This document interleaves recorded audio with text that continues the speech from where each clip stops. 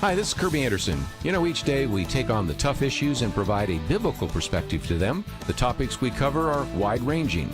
Apologetics, theology, prophecy, creation and evolution, intelligent design, marriage, family, child-rearing, the millennial generation, trends in society, politics, economics, business, religious liberty, the Constitution, public policy, foreign policy, military policy, tensions in the Middle East, abortion, homosexuality, pornography, sexual ethics, media, technology, history, and America's godly heritage.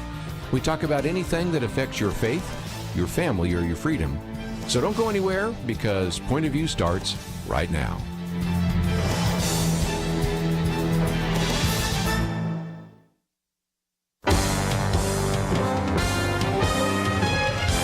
Across America, live. This is Point of View.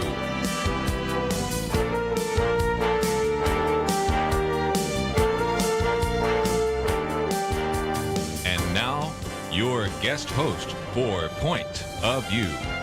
Hi, I'm Chelsey Youman, your host today for the Millennial Roundtable, and I'm so excited for you guys to join us. We haven't been here since the new year, and quite a new year it has been. I can't get over every single day. There's just, my head is spinning from the new news and inaugurations and sieges and runoff elections. I mean, there's just no shortage to things going on right now. So we are going to cover a lot of this today for everyone here from a millennial perspective.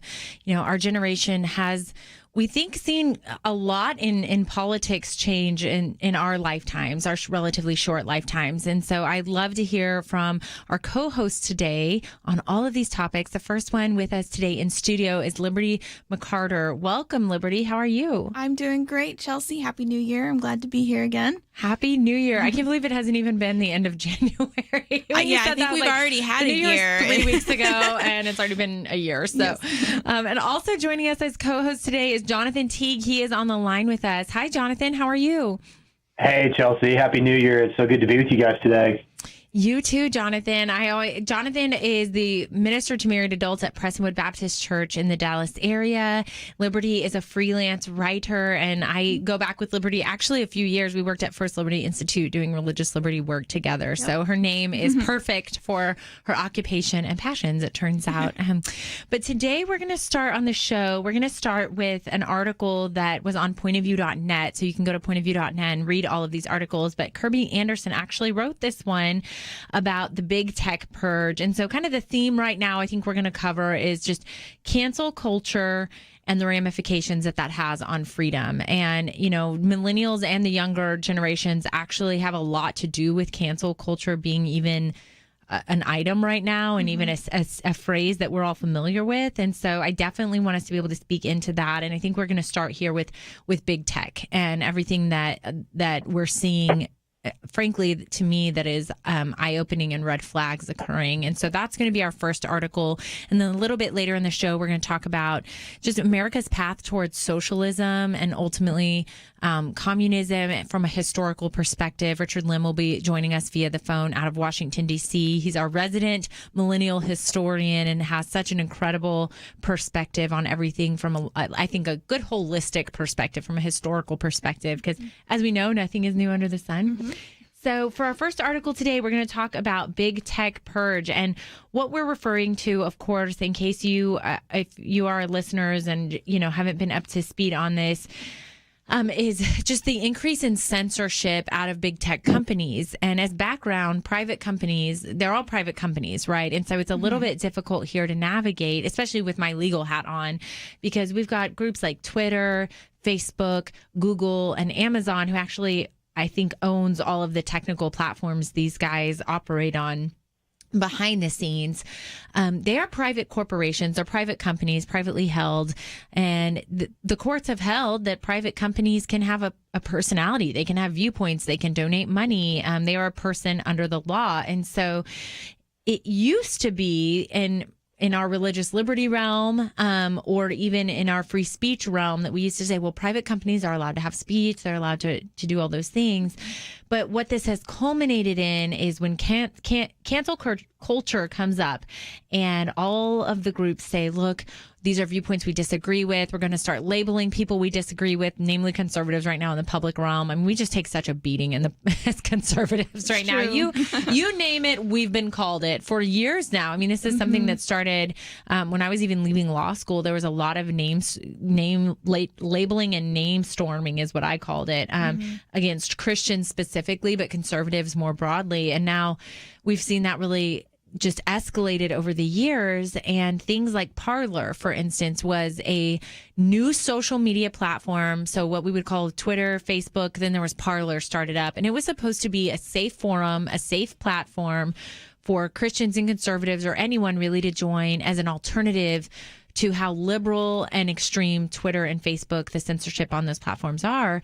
And Parler, sure enough, was canceled just a few months in as many people were joining those platforms to have real, open, honest discussions. Amazon removed it, and Twitter, we know, has removed and censored President Trump, and Facebook is fact-checking everybody and everything. I saw an ironic fact check on Twitter that said, we're fact-checking this article, and it was an article about Twitter fact checking. So it's just gotten really extreme where these private groups who used to do have their rights as private entities have really become a monopoly, and they have the say on the market. And there's an argument to be made that we as individuals who join these platforms really don't have alternative ways to speak. We don't have alternative platforms to speak on, to give out our opinions. They have a monopoly on the market. And so the question is posed, what can we do about this when cancel culture results in really limited speech and freedom for other private citizens? So that's my intro of this topic. But Liberty, I'd love to hear from you. What are your initial thoughts, especially from your freedom background, where you have been a part of movements that defend the freedom of speech, freedom of religion, and you value those rights, knowing these are not government entities limiting those rights, but in the private realm. What are your initial thoughts? Well, I mean, as you mentioned, it is a little bit tricky when they are private companies. And so part of me is torn because I'm like, well, they do have, the right to limit certain speech, or I guess if they want to. My biggest problem, though, is that, if they want to have standards of conduct and somebody's violating those standards, for instance, doing something that they say is inciting violence or making hateful posts, I think they have the right to, remove those people from the platform. The problem is that this is not being equally applied across the board. There are so many world leaders around the world that have been doing, awful things, inciting violence and sharing propaganda that leads to violence for years, and they still have their platform to speak. And now we're seeing this being applied indiscriminately to many conservatives. So that is a big problem, I think. And another thing is, as you mentioned, there is a monopoly. And I think in order to really govern ourselves effectively, we have to be informed. And so that's where the free marketplace of ideas comes in. And that's where a free press is really important. And my background is also in journalism. So I know there's a lot of problems with the mainstream media, but, defending the free press is also really important to me. But these platforms, these few companies, have become really key for people to be able to even do journalism. People get their news online now. If you want to have an opinion or have a platform, you need to be able to have access to these major big tech companies to be able to speak on social media platforms. And so when they're limiting half of the nation's ideas, or, limiting all conservatives and censoring us, we don't get that free marketplace of ideas. And I think society really suffers as a result. You are absolutely right. You bring up so many good points. When we get back after this next break, we're going to really unpack that with you, Jonathan, too. We'll kick it over to you after this break, because you're talking about just how absurd it is and how subjective that these standards are. There's no real rules. There's no real regulations. And ironically, when we get back, we're going to talk about Europe, because Europe is really outpacing us on this issue and on speech. And I never would have thought I looked to Europe for guidance on freedom in these areas. But sure enough, we've got a lot to cover when we get back. So stay tuned. I'm Chelsey Youman, your host today for Point of View.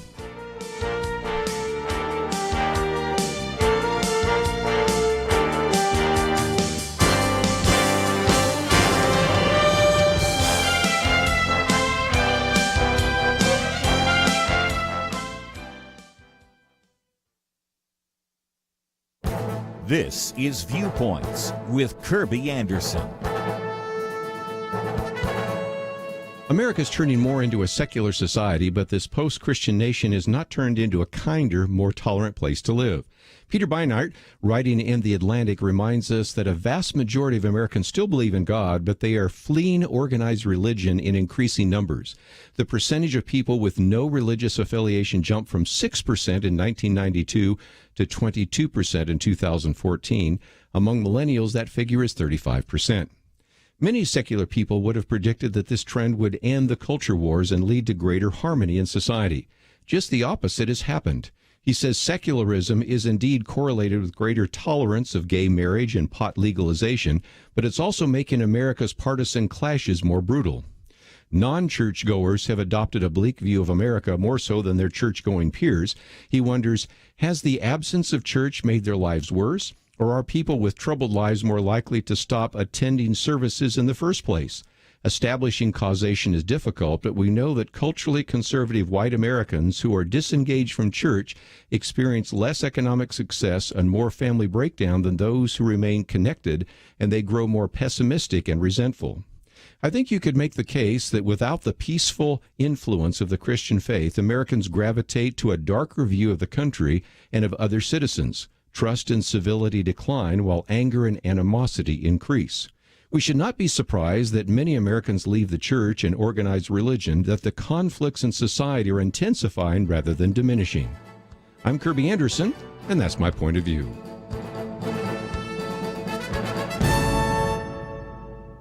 Go deeper on topics like you hear on Viewpoints by visiting pointofview.net. Pointofview.net.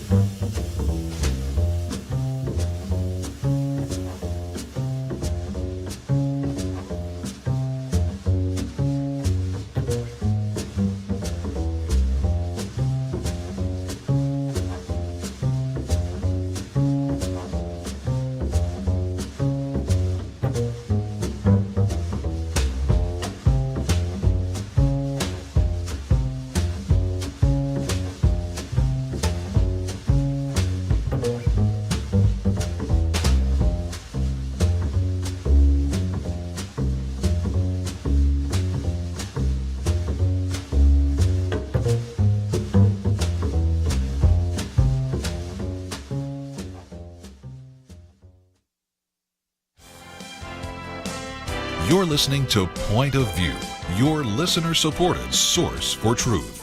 Welcome back to the Millennial Roundtable, where we are discussing this cancel culture we're in and deplatforming, which is a phrase that has now been coined to describe the fact that conservatives are being removed in droves and censored from private platforms like Twitter and Facebook. We say private because they're private companies. And really just the devastating impact and result this is going to have on limiting speech of the public. They don't really have an alternative to go to because why those alternatives were shut down. For example, Parler. So Jonathan is with us on the line. And Jonathan, I would love to get your perspective on this one and how you think that this impacts you and potentially even your ministry down the road. But right now, what are your initial thoughts about this issue? Yeah, there's some interesting concerns there, Chelsey, about if we do kind of take a longer view on how this could potentially unfold. I mean, as y'all know, so much of how churches like mine and others were able to thrive in 2020 in online and digital engagement was because of the evolution of these platforms, YouTube, Facebook Live, others that lots of churches were able to utilize. And so, you see so many redemptive good things in social media, and full disclosure, I'm not a huge social media guy. Facebook came out when I was more or less already out of college. I'm dating myself a little bit, obviously, but, and so, but at the same time, we've talked about this before, Facebook is like the 5th largest country in the world in terms of users. I mean, it's no longer just a thing. It's embedded in the zeitgeist of the culture. So, you get to that place, you're right. I mean, monopoly is not an unfair word. And it raises an interesting issue because on the one hand, we all know this, when you sign up for a Facebook account or Instagram or Twitter or whatever, you agree to their terms of service. That's what's interesting. But at the same time, those terms of service have become incredibly arbitrary. And like you said a minute ago, they are particularly unregulated to a large degree. So I think when you take Liberty's point and you start wading into the really deep waters, a culture of how proliferate do we want our news to be, how unrestricted and unrestrained should it be, I would argue for a pretty open-handed view on that. I think for the press to be what it's supposed to be, it's got to be. But social media is unique, right? It's different because it's not majority journalists, right? Like you and I get to become our own journalists when we get on Facebook. But the same restraints that we would use professionally that we're taught in school or that, other people teach us and mentor us to do well in the journalism world, that doesn't apply to the average person that just wants to say stuff on Facebook or on Twitter. So it is unique, but I do think the tech companies did show their hand a little bit in the last 3 months when, you took a president of the United States off a social media platform. Like that's a thing. And so once that cat's sort of out of the bag, how far then can you go? And when you're walking this fine line between, well, we're going to regulate civility on our platform that you signed up for versus our platform doesn't really work unless everybody uses it. So there's a public good and a private, caveat there. And so good capitalism says we get stuck, we're in the middle and all that somewhere. But I think inevitably legislation or some kind of antitrust movement is on the way, especially once stuff like Parler got really kind of pushed out. I think that does raise the issue that a lot of people are saying, hey, wait a minute, the joy of Twitter, right? Like if you're an early adopter on Twitter, was you could jump on and just like interact with people. And, the famous P. Diddy quote where he was saying, hey, I can talk directly to my fans in like the earliest days of Twitter. That was the goal. But it's totally different now. So I think some kind of regulation debate is very, very soon coming.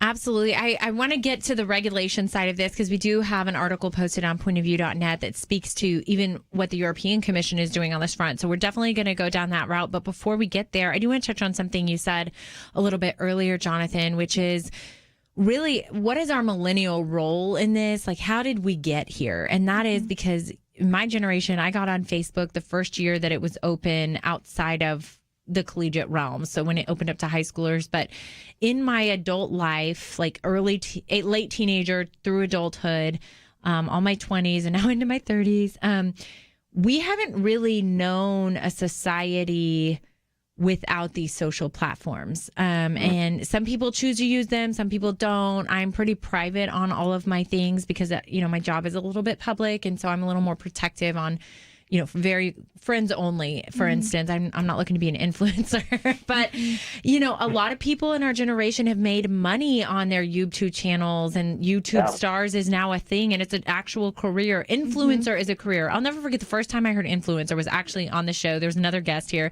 and I asked what he did, and this is like very embarrassing, but it was a few years ago, and he said, I'm an influencer. And I had to go home and Google it because I was like, what is this career? So people have made livelihoods. They aspire. It's the new way to get fame and money.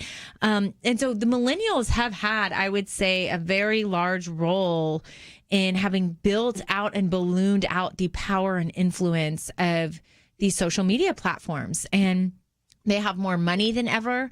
They have the largest, I would say the largest way of communicating and information flow in our country is through Google and these platforms. I mean, it's a full monopoly. And so we're going to get to the regulation side of this, but I can't overstate enough how powerful these entities have become.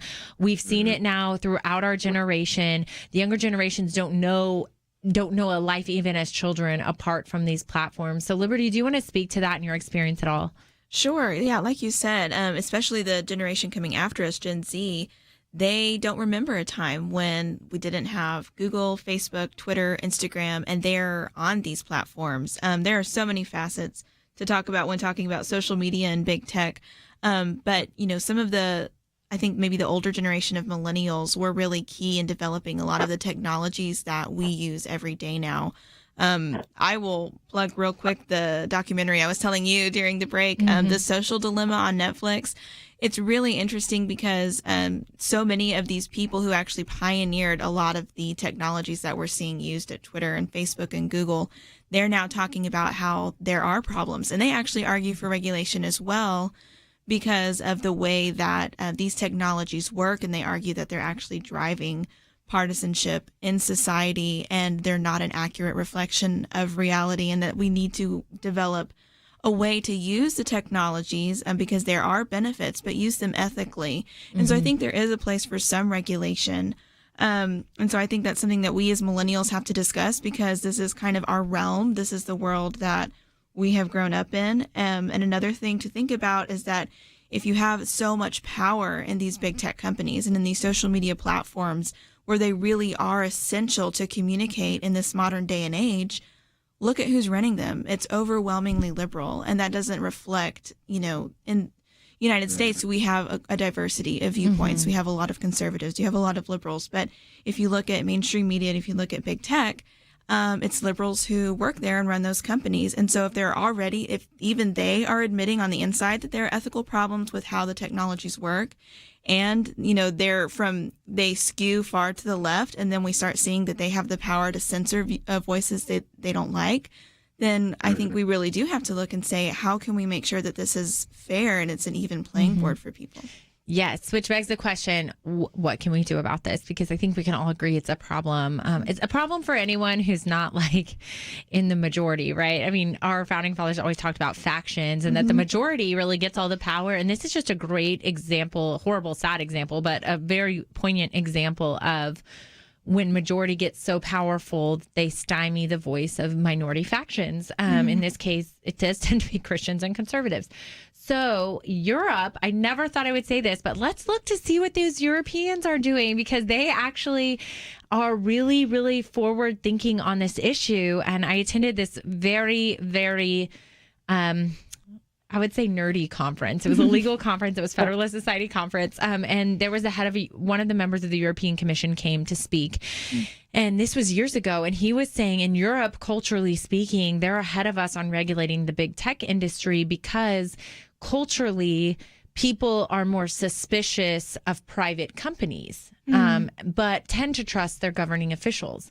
And in America, it's interesting. He was from Germany, but in America, it was interesting because we are more inherently suspicious of our government and trusting of private companies. And so it was very instructive to me when he said that. I was like, well, we did overthrow England at one point in time, so I can see why. But the European Union's executive branch spoke out on against Trump's censorship on Twitter and the fact that Twitter permanently banned him. And they said that the tech industry's power at the World Economic Forum is running rampant, and it is a serious interference with freedom of expression.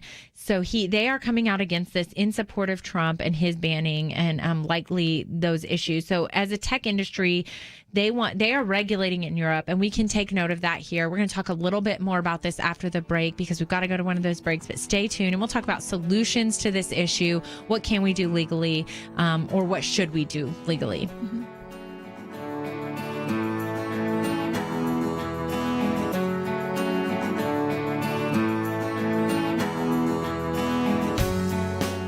We live in a digital generation. Point of View is reaching this often overly plugged-in generation with truth.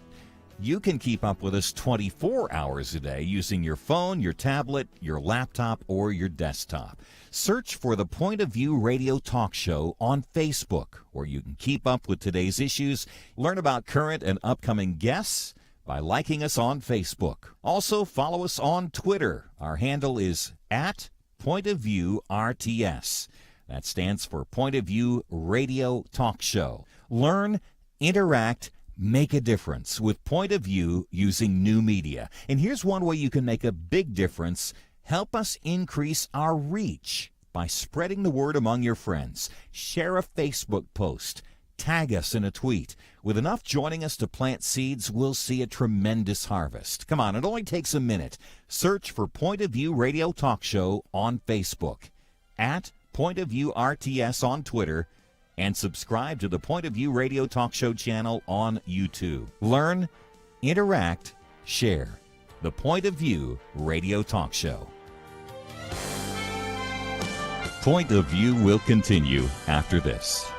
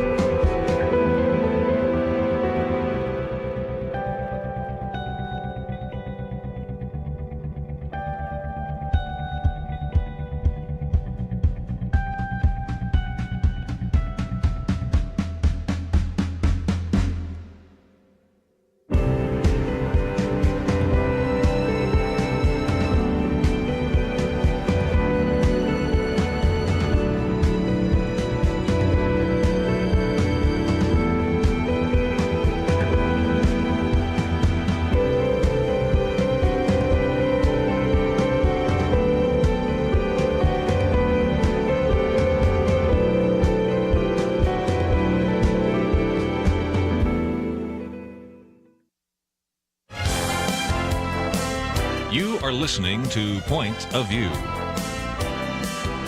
The opinions expressed on Point of View do not necessarily reflect the views of the management or staff of this station. And now, here again, your guest host for Point of View. Hi, I'm Chelsey Youman. Welcome back from our break. I am joined at the Millennial Roundtable today by a few really bright and interesting, I think, millennials. So around the table with me is McArtor. She's a freelance writer. And on the phone, I have Jonathan Teague, and he is a pastor to married adults at Prestonwood Baptist Church. So welcome, Millennial Roundtable guests. How are y'all? Doing good. Thank you, Chelsey. Hey, Chelsey. Hi, Jonathan. We are in the middle of a good discussion here about cancel culture. Sorry, that's a mouthful. And everything that these platforms, social media platforms, and Google, you name it, are doing to cancel the voices permanently of conservatives and Christians on their platforms. And really, we've been reading some interesting articles on this, and then the European regulation model on that, and should we follow that direction? You can read about our discussion and more on pointofview.net, where all of our articles are posted.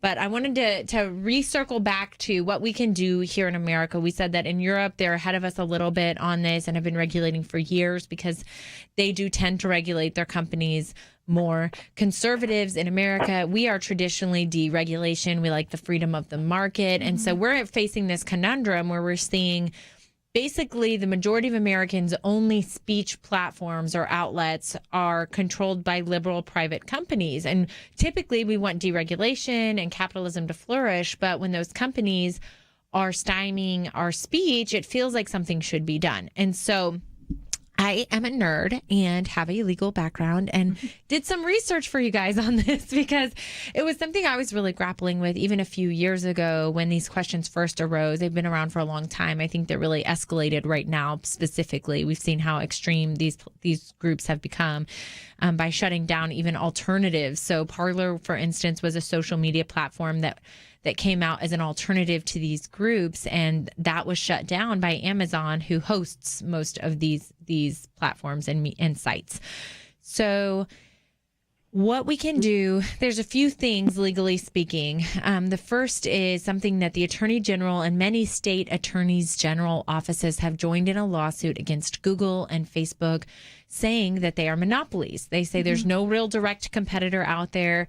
To the extent a direct competitor arises, these companies either buy them out or shut them down. A great example of that would be when Instagram popped up as an alternative to Facebook. Facebook purchased Instagram and Instagram. So really it's the same private entity running all your social media platforms. Parler popped up as an alternative and they shut that one down. And so there's a really good argument to be made that these are illegal monopolies. And once you have a monopoly, there's no real choice in capitalism there for consumers to find as an alternative. They're pigeonholed into using these if they want to join and use these and have a voice. And so I think that we as conservatives can have a principled way of saying there are lawsuits going on. I think courts are going to weigh in on this, that nothing is new under the sun. Monopolies have existed for years and been regulated for years. So that's one possibility. The other possibility would be, this is Ted Cruz's idea, not Chelsey Youman's idea. So I'm going to have to give it to him. I think he's a Harvard graduate of law school. So he is actually a very brilliant attorney. He was Solicitor General in the state of Texas before he was a senator. So Ted Cruz actually has a very good, sound legal mind and originalist standpoint. And he is saying, or has said in the past, that these platforms essentially have become a public forum. And in government speak, that is your sidewalk, your public parks, any protest, which is actually a good word in spite of what you may have heard over the last few weeks. Protests are good. That's your First Amendment right to free exercise as long as they're peaceable assembly. We have a right to peaceably assemble under the First Amendment of our Constitution. That typically happens in public squares, and that they call them public spheres can't have speech regulations. They have to be limited for a compelling government interest. It's the highest standard of protected speech. And he is arguing that these platforms, because of the nature of how they operate, are inherently public realms, just like your public sidewalk. They function the same as a sidewalk rally, right? Or a public park rally. And so because of that, they should be regulated like the government. And before they can shut down someone's speech, they have to prove a really compelling interest. So I wanted to give you both that background and just see what your thoughts are on how we can regulate this, if we should as conservative. What are your initial thoughts? I'll start with you, Jonathan, on the phone. Well, it's really interesting, right? Because social media is a monster that we created and that we feed. Yeah. And so, I mean, in one sense, like Mark Zuckerberg and Jack and all those guys, you got to hand it to them. They figured out a way to monetize our hubris. And so, if narcissism, you asked earlier about from the millennial perspective in particular, Chelsey, and that's a great, I'm raising 4 kids, and 3 of them are daughters, and we're trying to teach and talk through, what does it mean to have a digital footprint, and how early do we start that? And we try to put some guardrails in place and shepherd that in slowly. But that's not something, somebody said this earlier, that's not something we were talking about 20 years ago or 15 years ago, or maybe even 10 years ago, not in a prolific way. But now, to Liberty's point earlier, the Gen Z kids now, like the 15, 16-year-old and down, they don't know a world absent of digital engagement, particularly on social media. And so it was like this really cool run for 5 years where we could all jump on and be heard and seen and known. And then the influencer thing, like you were saying, Chelsey, that comes. I wonder in so many ways, like, how willing are we culturally to admit what we've made here? And then to start to really ask the hardest question, which is, can you walk it back? Because the monetization is so prolific, and how proliferate it is throughout the culture, have we passed the fail-safe point? Like, can we ever really not have social media in the culture? That's going to be the question. Because, for instance, political campaigns now spending hundreds of millions of dollars on the very platforms that they're excoriating. So there's a lot of hypocrisy in that as well. So I'm a bit more of a minimalist on this. Like, I would prefer we have less social media, not more, or at the very least, let's at least try to go back to what it used to be. I don't know. With these kids coming up, I don't know there's a world where it's almost like you're going to have to choose, do I engage or do I not? They get that bifurcated. I don't know. I think it's going to be harder on these kids than it has been on the adults, though. Yeah, that's an interesting point, because as someone who's not like hyper attached to social media, I think I could walk away tomorrow and be like totally fine. I like to have social media free weekends, things like that. But if people sometimes find that's their only real way to connect with others, especially in a COVID world. I mean, Liberty, what are your thoughts on how we proceed, how attached we are? Do we regulate it? Do we get off it? What do we do, Liberty? Wow. I think we are getting to that point where we're kind of realizing the effects that it has, because to really understand how something new affects society or the world, you have to have a few years to like look at the trends. And it's very interesting with Gen Z in particular. You can look at rates of mental illness, of isolation and depression and anxiety and even suicide, and how those spiked the year the iPhone came out and that this generation started, getting on social media. So I think, there are legitimate problems just on a personal level of like, mental illness and a sense of isolation, despite the fact that we think we're more connected. And then on the other side, we now have, like Ted Cruz is arguing, these platforms, if you want to engage in the public sphere at all and really engage with what's going on in culture, you kind of do need to be involved on these platforms. I've tried to get off social media periodically, but again, I mentioned my background as a journalist. I just can't keep up with the news as accurately or like really know what's going on unless I'm monitoring what's going on social media, because that is where the conversations are happening. And now you have the censorship concern. So, I mean, I don't know all the answers. I think the monopoly, consideration as far as those lawsuits is probably a really good solution. And I think on a personal level, while we, support and advocate for these changes, in legislation or in law in the court, personally, we also need to say, okay, what's my social media habit? Like, how am I using it? If I am going to engage, I'm going to use the platform that I have, as long as I have to stand up for free speech, to stand up for what's right, to use my voice while I have it.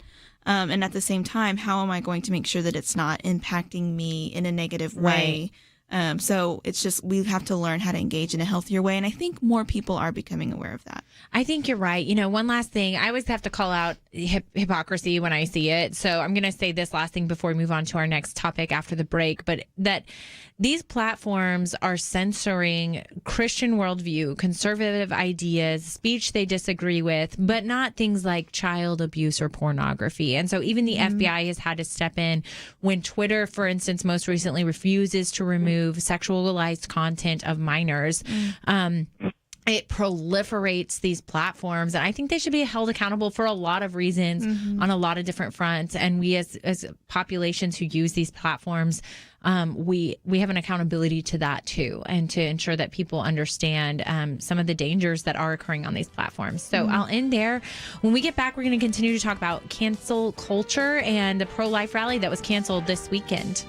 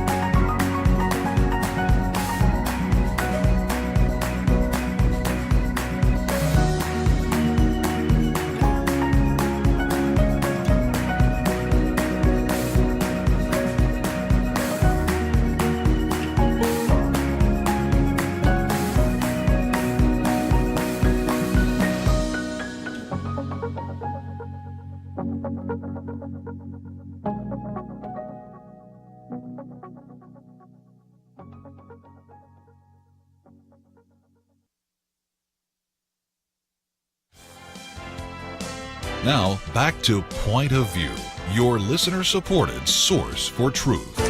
Hi, I'm Chelsey Youman, your Millennial Roundtable host, and we are rounding out this hour. We've been talking about cancel culture and how all of the social media platforms and Google, they've been just canceling voices they disagree with and how detrimental that is to our society, but also some solutions. What are some things we can do about it?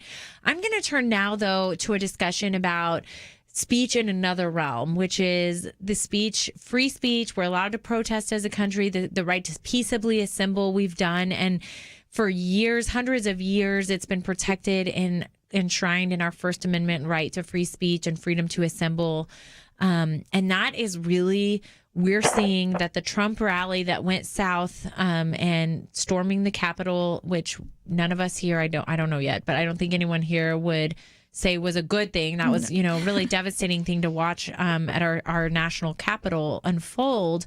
But that is being used as an excuse and a catalyst to shut down other rallies and other speech that is perfectly constitutional. So, for instance, the Martin Luther King rally that occurs every year. It's a few 100,000 people that are allowed to peaceably assemble in Washington, D.C. They come to Washington, D.C. and talk about racial equality and the civil rights movement, and that's great, and everybody's allowed to do that. The rally, though, that is canceled right now is the pro-life rally, which has been held for decades in Washington, D.C. It's the March for Life rally. And if you live in D.C., you know last year there were about 75,000 people who are pro-life come to D.C. They go to the National Mall, and then they march down to the Capitol and the front steps of the Supreme Court building, which if you've never been there, the Supreme Court building, the front steps face the front of the Capitol. And so that area right there, and it's really a beautiful way to petition our government and let our government know and let the public be involved in saying tangibly and physically by their presence that after 48 years of Roe versus Wade, we are here to say we still believe humanity should be protected in the womb. We still believe that humans have dignity. We don't stand for the Roe versus Wade decision and think it should be overturned. And it's so impactful and so important for a number of reasons. I'm a free speech junkie here, but one of the first being, I was really struck last year when I went to the march by how young the crowd was. I mean, there were teenagers there were kids there were college students. Really younger, the millennial generation and younger, after decades of incredible work by the pro-life movement, are largely pro-life and understand basic human dignity in the womb. And so it's their maybe first opportunity or foray to exercise their free speech rights and to petition their government in that way. And so it's really important, I think, during those formative years for those voices to be heard and allowed to congregate. And then the second reason is that even Justice Scalia, he drafted in an opinion, he talked about this march. And he said one of the first signals to us as a court that we have now delved into things we have no business delving into is the fact that tens of thousands show up here and march at our doorsteps. Like, this is a political realm we do not belong in as a court. And so I think our government listens, and it signals to people when we are allowed to assemble. Just so much. There's so much good that comes out of that. But that rally is canceled now for the first time, under the guise of threats of violence, which they haven't proven. And after the Trump rally that went wrong, they're saying now, well, we have to shut down other conservative speech. Conservatives can't be trusted. So for me, that's devastating. I work in the pro-life movement with Human Coalition Action, working to pass pro-life policies at the state and federal level. But for any American, I think we should look at this as a major red flag. Jonathan, what are your thoughts when I tell you all of this that's going on? Yeah, it was really sad to watch what happened on January 6th. And I know we're not necessarily trying to talk about that directly, but parenthetically, I think that there's a whole lot we've got to learn from that day, and just the massive historical implications of what happened, and et cetera, et cetera. So all that to say, it's unfortunate that everything that was wrong about that day has now been conflated with aspects of things like the pro-life movement and the pro-life voice. It's now been conflated. That, to me, is really dangerous. I do think that it's a convenient way for folks with a far more progressive bent to say that everybody involved in the pro-life movement was most certainly involved in, what January 6th was all about. I don't think that's fair, and really not accurate either. There were so many more things happening on that day. And I think if you just try to stay in the narrowness of saying, let's work really hard to make, our executive director of our pregnancy center likes to say this all the time, let's make abortion unthinkable. Let's not just make it illegal. Let's make it unthinkable. And rebuilding trust in the culture that there's a Christian response for a pro-life, whole life initiative. I think that's what I get most excited about with young adults, Chelsey, when I talk with younger people who, I agree with you, I think more are leaning in that direction. And I think if we can offer a more comprehensive, redemptive plan of how we're going to partner community to community with not just saving babies, but really making it a push, a strong effort to see families and moms and kids rescued and loved and thriving. Man, I don't think that's just a winning issue politically. Like, I think that's a Christian mandate that we have. So I get excited to see what could come next in that discussion. Absolutely. Liberty, what do you think about this pro-life rally being shut down and the speech that was going to be allowed to occur no longer being allowed to occur?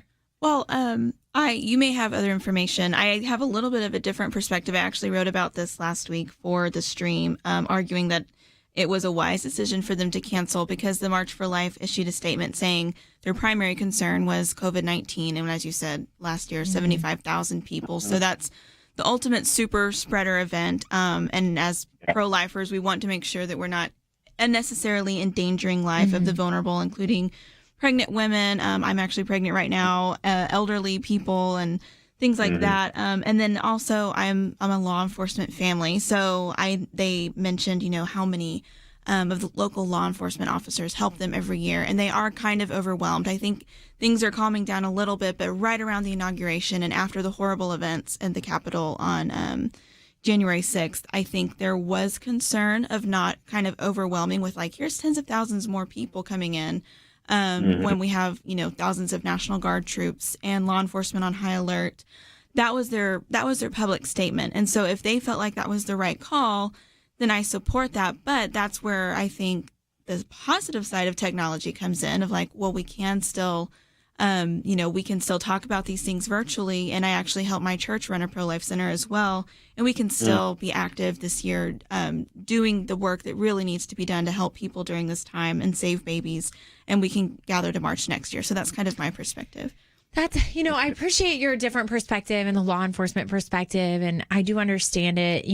I read a statistic today. I did not fact check this. But I did read today that there are currently more troops in Washington, D.C. than there are in Iraq and Afghanistan combined. Wow. And that was really flooring for me to hear that. I mean, I understand that what happened a few weeks ago is egregious and should never have happened. And I'm glad to see that they're bolstering that. But at the same time, this march has a history of always being peaceable. There's never been a real issue or security threat there, and I just don't buy it that this. If it was a COVID related thing, that's one thing to me, and I would be on board with it. But I think it's just a really convenient narrative for the left to continue to say all conservatives who even supported Trump, they must be pro-life. So therefore, there's now an active threat. And that's what I've been reading largely. And, it's disappointing to me. And we can find out, hopefully with time, hopefully we'll be allowed to come back in March next year after that. But for our listeners who want to learn more about our topics today, about the march itself, go to pointofview.net. I have an interview posted there with me and Benjamin Watson, formerly of the Saints, who talks about the importance of this march and the pro-life movement, getting the message out there. But stay tuned. When we return, Richad Lim, our resident millennial historian, will be joining us to talk a lot about where we're headed as a country and where we've been.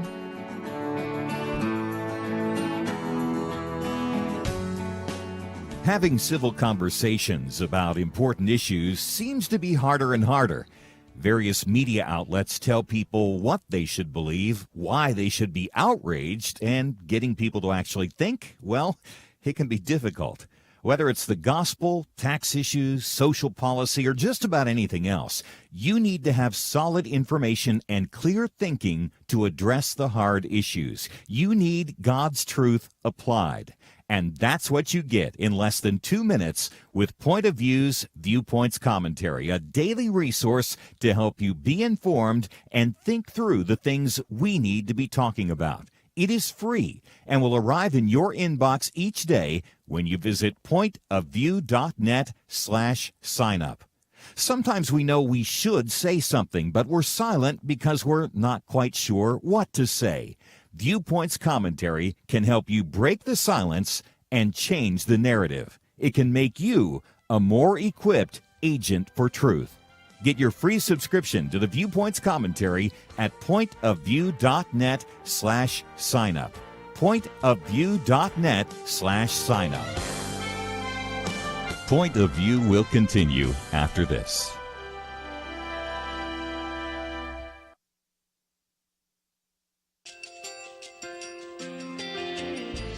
I just want to thank you so much for all the wonderful programming you have. You're just absolutely fantastic. I recently started listening to Point of View, and I really found it interesting because of the different subjects you cover. Thank you for that. I really appreciate everything that you do. in keeping us informed. Thank you, Kirby, for everything that you have been doing. I appreciate all the work that you're doing, advocating for the Word of God. Thank you so much. Point of view, I think, is absolutely necessary because it's a Christian perspective, a biblical worldview perspective, and receive very current, up-to-date information about what is really going on, week to week in our culture, which is changing so rapidly, and yet it's morally sliding backwards. Yeah, I just, first of all, I think y'all's program is wonderful, and enjoy it every day. I learn so much every time I listen to it. Point of View Radio Talk Show.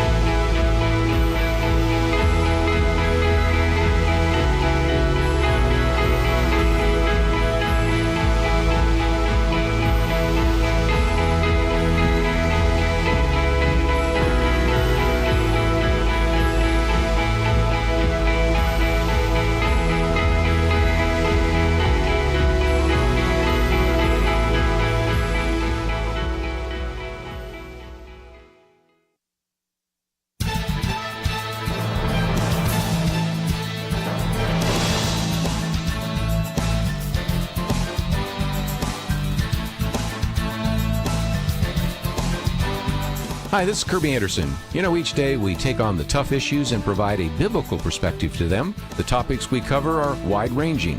Apologetics, theology, prophecy, creation and evolution, intelligent design, marriage, family, child-rearing, the millennial generation, trends in society, politics, economics, business, religious liberty, the Constitution, public policy, foreign policy, military policy, tensions in the Middle East, abortion, homosexuality, pornography, sexual ethics, media, technology, history, and America's godly heritage. We talk about anything that affects your faith, your family, or your freedom. So don't go anywhere, because Point of View starts right now.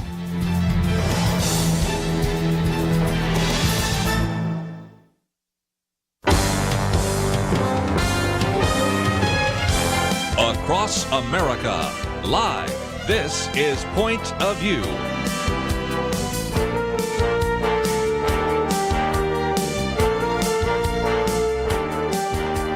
And now, your guest host for Point of View. Welcome to the Millennial Roundtable. I'm your host today, Chelsey Youman, and I'm joined by a few wonderful, brilliant millennials with diverse perspectives. Around the table with me, I have Liberty McArtor. She is a freelance writer. Liberty and I actually go way back. We've known each other for years. We both worked at First Liberty Institute doing religious liberty work. And so her name, she's aptly named Liberty. Welcome to the show, Liberty. Thank you, Chelsey. It's great to be here. Well, thanks for joining us. And I also have on the line Richad Lim out of Washington, D.C. He is our resident millennial historian, widely published. We're going to be talking about one of his op-eds today, actually. And he's also the producer, and I think you call yourself maybe the host or the voice of This American President, which talks about different stories, interesting stories you may have never heard about past presidencies. So thank you for joining us, Richard. How are you? I'm great. Thank you for calling me the resident historian. I just prefer the term. I prefer the term nerd. That's just my official title in my mind. Well, your new name is the resident historian. I think you should put it on your resume. Okay. Yeah. And nerd. And nerd. There we go. I think we're all nerds to be here at all, but it's That's very true. I always find us very interesting. Well, it is a new year. I can't believe we're not even done with the first month of 2021 because so much has happened in this first month. I think it's giving 2020 a run for its money in a lot of ways. So we're going to try to unpack a little bit of what has happened. But mostly this show for the next hour, we're going to be talking about what I'm going to say is America's path towards socialism and some communist history, which is what Richard is here to help us dissect, and just talk about really this path we're on, some of the really crazy things on the Democrat Party platforms. Democrats are now in charge of the White House and Congress, as you know. So the next couple of years, they really have an opportunity to push through a lot of sweeping changes and reform. They're already doing that at a faster pace than even Obama's administration was able to accomplish. So not to scare you off the bat, but we're going to be dissecting some of that. And then a little bit later on the show, we're going to hit on a topic we discussed in the first hour, but cancel culture and the ramifications for freedom that has. We've seen, social media platforms, quote unquote, deplatforming or getting rid of voices they disagree with, the harmful impacts to freedom of expression that has, and then what really could be done from a regulatory standpoint. So that will be in the second hour. But this first hour, we're going to start with you, Richard. You had an incredible op-ed published in the Washington Examiner. It is posted on pointofview.net for our listeners who want to go read his article, read more about it. It's called The Forgotten Lessons of Stalinism. And I think it's a really poignant piece for a generation like ours, the millennials, where we don't have a memory of communism really being an active threat. We don't really remember the Cold War. We read about those things in history books. And so Stalinism is something that I would think most millennials would have to go Google to even remember what he was about. We remember he was like a Russian communist leader, but in general, we aren't up to speed on our history, which I think has been problematic for a number of reasons. And one of that being where we are today, where socialism kind of has this cutesy meme vibe where millennials think of, when they think of socialism, they think of Nordic socialism, which is free healthcare for all and free education, we are drowning in student debt. That sounds kind of nice, right? And so it's like this pretty picture of socialism, but they don't understand the sordid history and dangers that socialism leads to at a deep level. And so that's why I wanted to invite Richard today to just give us some insight, help remind us millennials, but also our broader listening audience, what they probably already know or perhaps lived through, really about some lessons that we can learn from this. So Richard, will you go ahead and introduce yourself and your article and really the background for your article? Yeah, sure. So as you said, I have a podcast. It's called This American President. And basically, I was the guy in every group that had just random history facts that hopefully people found interesting. And people basically said, oh, you should start a podcast. And so I looked more into it, and I realized that if you want to start a podcast, you just have to actually start it, get the equipment and start recording stuff. And so that's what we did. And we've had a pretty good amount of success. I mean, we're not as viral as a Bernie Sanders meme, but I would say for two guys that just love history and know how to use a microphone, we've actually are monetizing it now, and we've had a few 100,000 downloads. So not bad for two nerds, as going back to that term. But basically, I've been doing a series on the Cold War, and I think it's so relevant. First of all, when I was in college and doing political science, the Cold War was something that came up a great deal. But unfortunately, in college, they don't teach it very well. They essentially teach that the Cold War was just kind of an ideologically neutral thing where there were two moral equivalent sides, and which is completely wrong. I have several friends that grew up under communism. One of my good friends, he grew up in Romania. And people like him understand that in many parts of the world, the norm is not freedom, but it is oppression. And it is, I mean, people think, obviously, wealth inequality is something that happens all around the world. But in communist countries where, purportedly these ideological systems are meant to eliminate poverty, it actually causes more poverty. And that's something that I wanted to learn and tell the story of. So I did an episode on Stalin because he's kind of the gold standard of evil communist dictators. And to be honest with you, and I write about this in the article that you just mentioned, it's exhausting to read it because the atrocities are just, they just pile. It almost becomes to the point of like a caricature. I mean, there are horrible stories about Stalin, just going around and just joking with people. Oh, hey, maybe we'll kill you one day. And then it actually happens, And so if you imagine living in that kind of environment where millions of people are killed, it's unfathomable. And the scariest thing about it is that, there's this ongoing debate about whether Stalin was a true believer in communism. And a lot of the evidence says that he was. And these people felt that they were creating a new world, not just Stalin, but his supporters. They felt that they were doing something that was addressing the evils of society in the West. And so you have people that were constantly justifying horrific atrocities because, hey, this is how we get to paradise. This is how we get to utopia. And that's one thing that I've really learned is that utopia is really, it's really one of the worst things in human history because it convinces people that human beings can create heaven on earth. And really the only antidote to that is the truth, is the gospel, which says that actually we can't bring about heaven on earth. In fact, we're so bad at it that we'll actually create a worse hell than the one that we're trying to alleviate. And that was the most sobering thing to me is that people with great intentions could do damage that is so horrific, and they'll justify it. And one thing I found is that, people talk about how different democratic socialism is in this country and Nordic Richard, socialism. this is certainly the path we're on. When we get back from this break, we're going to let you continue and tell us about the lessons we've learned from Stalinism.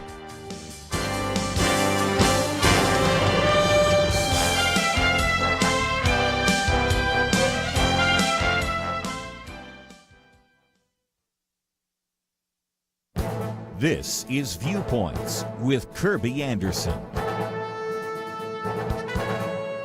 America's turning more into a secular society, but this post-Christian nation is not turned into a kinder, more tolerant place to live.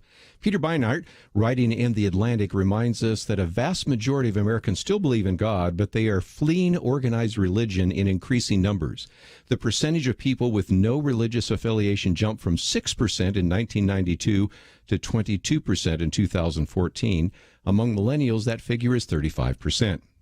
Many secular people would have predicted that this trend would end the culture wars and lead to greater harmony in society. Just the opposite has happened. He says secularism is indeed correlated with greater tolerance of gay marriage and pot legalization, but it's also making America's partisan clashes more brutal. Non-churchgoers have adopted a bleak view of America more so than their church-going peers. He wonders, has the absence of church made their lives worse? Or are people with troubled lives more likely to stop attending services in the first place? Establishing causation is difficult, but we know that culturally conservative white Americans who are disengaged from church experience less economic success and more family breakdown than those who remain connected, and they grow more pessimistic and resentful.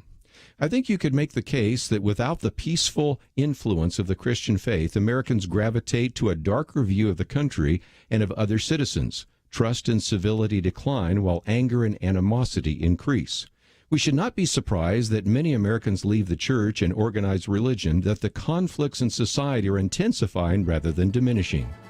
I'm Kirby Anderson, and that's my point of view.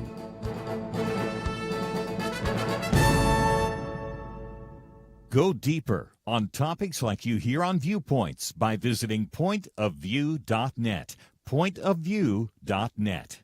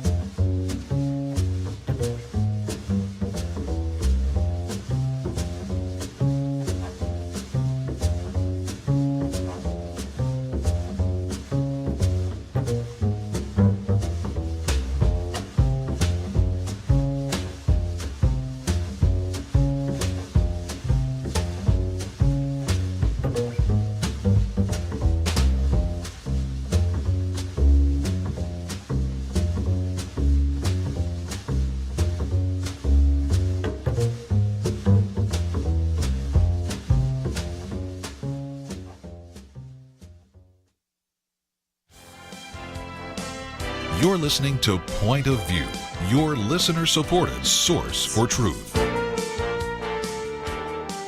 Welcome back. I'm Chelsey Youman, your Millennial Table Round host today, and I'm joined on the phone by Richad Lim. I call him our resident historian, even though he's not really a resident because he lives in Washington, D.C., which is very far from our studio.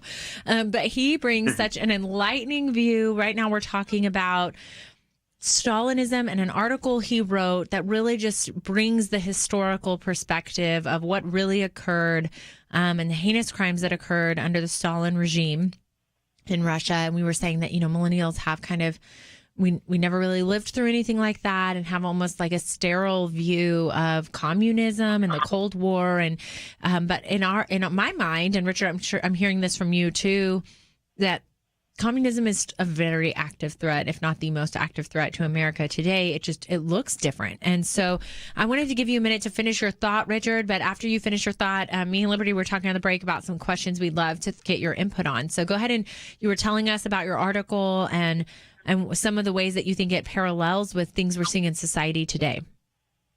Yeah, absolutely. I mean, the modern democratic socialist movement, whether it's here or in Europe, you mentioned the Nordic countries, they always like to say, oh, don't lump us in, that's so unsophisticated if you lump us in. Well, what's interesting is that there's one thing that drives both of those. It's utopianism. It's the idea that if you entrust us with power, we can solve all of the country or the world's problems. We can eliminate poverty forever. We can save the planet, etc. And really, the only difference between the two, you have the root philosophy, which is utopianism. The only difference is the tactics. On one hand, the Stalinist type of communism was seized by violent revolution. On the other hand, the Nordic or the democratic socialist version is do it through the system, because that's the only alternative they have in Western countries. So really, it's just a matter of tactics than philosophical differences. That's a really, really good point. We were talking about how millennials have almost seen communism as something that, we've seen the Nordic Swedish version of it that has free healthcare for all, forgiveness of student debt, things like that. Liberty, you had a really good point over the break that I want to make sure you get to speak to. Sure. Well, I was just, doing a little bit of research earlier today, and which I'm sure you've talked about here before, but as you were saying, millennials do really favor socialism, and we have this idea, our peers tend to have this idea that it's this utopia, it's the answer to all the problems. And I think sometimes millennials get a bad rap for just being lazy or entitled, or they don't want to do the work. But if you look at actual research on millennials, they're very cause-driven. They care a lot about justice and equality and making the world a better place, and they live out their values. They really do. But so it's troubling that so often they settle on, our generation settles on the wrong solution. And I thought this was really interesting. This is from a YouGov poll from 2019. It said 19% of millennials think that the Communist Manifesto better guarantees freedom and equality for all than the Declaration of Independence. And we know that about half of millennials and Gen Z favor socialism, and more than half say that they would be likely to vote for a socialist candidate. So I just wanted to kind of talk about that and say, okay, how do we say, like, Richard, what's your perspective on this? Hey, we affirm that you want to make the world a better place, and like we do too, and there are issues that need to be addressed, but this is not the answer, and it's actually going to lead to a lot more human rights abuses that we don't want to see. Like, do you have any experience with kind of talking through that with other millennials? Yeah, so here's the thing is that I think there are ways to address it. Obviously, if it was easy to address, we wouldn't have this problem, right? So whatever answer I have, I can kind of explain this and that. And I feel like I when I talk to my friends, many of whom obviously are millennials like myself, when you kind of talk through the implications of what socialism means, then, questions start popping in their head, because instead of thinking, oh, gosh, it'd be great if we could just solve all these problems, and socialism wants to solve all these problems, it sounds good. But then when you break it down, people start thinking a little differently. And I think, especially among Christians, when I've talked to Christians about it, and you talk to them and you talk about how, communism is atheistic, it's against God. Unfortunately, I've heard Christians kind of express sympathy towards socialism, and people who, in all other aspects of their lives are living the Christian life. But then when it comes to socialism, I think they're confused. I wish I could say that there's an easy answer, but I think one of the things is kind of exposing communism as essentially a false bill of goods, or something that really preys on the naive or the desperate, and something that looks enticing but is actually the fundamental premises of it are quite false and evil. I mean, communism posits that every form of authority is just a form of oppression. And as Christians, we know that's not true, because God has created authority, and he's granted it as a gift for orderly society. So I think it's really kind of talking to people and walking them through the implications of what communism actually is, what socialism, communism, what it actually is, as opposed to what it seems to be. I think that's a really important point that you're making there, because we are, as a generation, living in perhaps the most prosperous time, historically speaking, I would say, like in the last few years, not necessarily in this COVID moment or after the 2008 recession. So we have lived now through two incredibly historic recessions in our working years, and had to recover from that and find jobs in the midst of that with crippling student loan debt. I mean, our generation has seen some economic implications, right? But truthfully speaking, we mostly go about our lives I read this article that was saying she was a millennial and she's looking around with her computer cell phone with a camera attached to it, looking at her cell phone at everybody at Starbucks who are working on their very expensive laptops with their $6 lattes. And here's people on Facebook where people can have a voice lamenting about the state of our country. And she was like, I realized we are a prosperous people. I mean, I think our poverty rate is like still 30%, 30 times higher income than other countries' poverty rates. So as a whole, yes, we're in a slump right now. So I'm not speaking to this moment in time, but in general, our country is extremely prosperous. And I think that there is still an entitlement there from the younger generations that haven't really known true poverty or even seen other countries where this can play out in such devastating ways. I mean, you think of Cuba. Everybody has romanticized Cuba right now. It's been a little bit trending in the last few years since Beyonce went there and Obama opened it up. And you see all these cute old cars and it's colorful and it looks beautiful. And I saw some guys went down there to do a documentary and they really talked about the poverty off the main street and the main strips and those beach fronts where those videos are. And it's this false dichotomy that socialism brings prosperity and it's kind of this safe thing. And the truth is it's not. It leads to a lot of devastation, but our younger generations have no reference point for that. Richard, do you agree with that? Absolutely. But, I think the other thing, too, is that we have to be solution-oriented. And, yes, it is true that, when comparatively speaking, America is the place of greater opportunity than almost every other place. But at the same time, there are things that are real issues. Now, one of the things that actually holds a lot of people back are things like occupational licenses, which are honestly just a lot of them, not all of them, but a lot of them are just rackets where, different organizations protect themselves from new competition. And so a lot of people that want to be HVAC people, people that work in the HVAC business, or say they want to get a barber license, but in different states, you have these big onerous regulations that a lot of them just don't make sense. And if you remove those, you could actually create more opportunity for people in lower incomes, people who say are working 2 to 3 jobs and they have, several kids. And we need to talk about solutions like that do really good things for people, open up opportunities. So that way people won't be as susceptible to kind of these pie-in-the-sky solutions. Oh, so a great reset, if you will. A great reset. I'm just kidding. We are going to go to one of those mandatory breaks. But when we get back, we're going to keep talking about, Richard, what you're alluding to, which is there are economic ways to stimulate our economy. There are strides that need to be made, especially in a COVID environment. But what is the current new administration doing about that? They are making moves at really high volume levels right now and have signed many executive orders. So we're going to talk about the Great Reset. What is it and what really is the new administration doing, especially on that economic side? So stay tuned.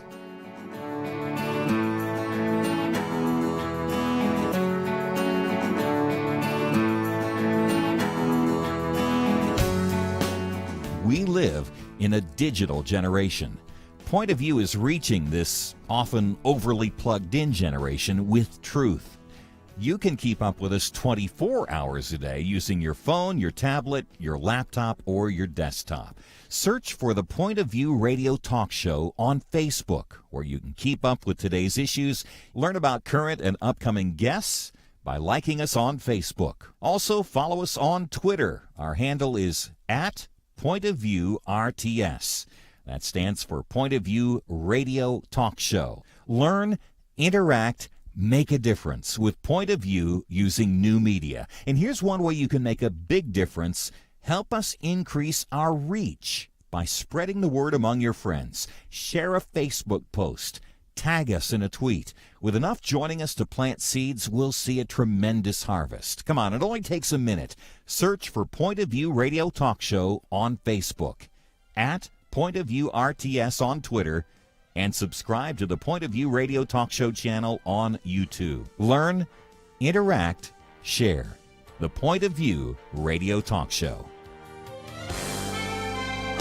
Point of View will continue after this.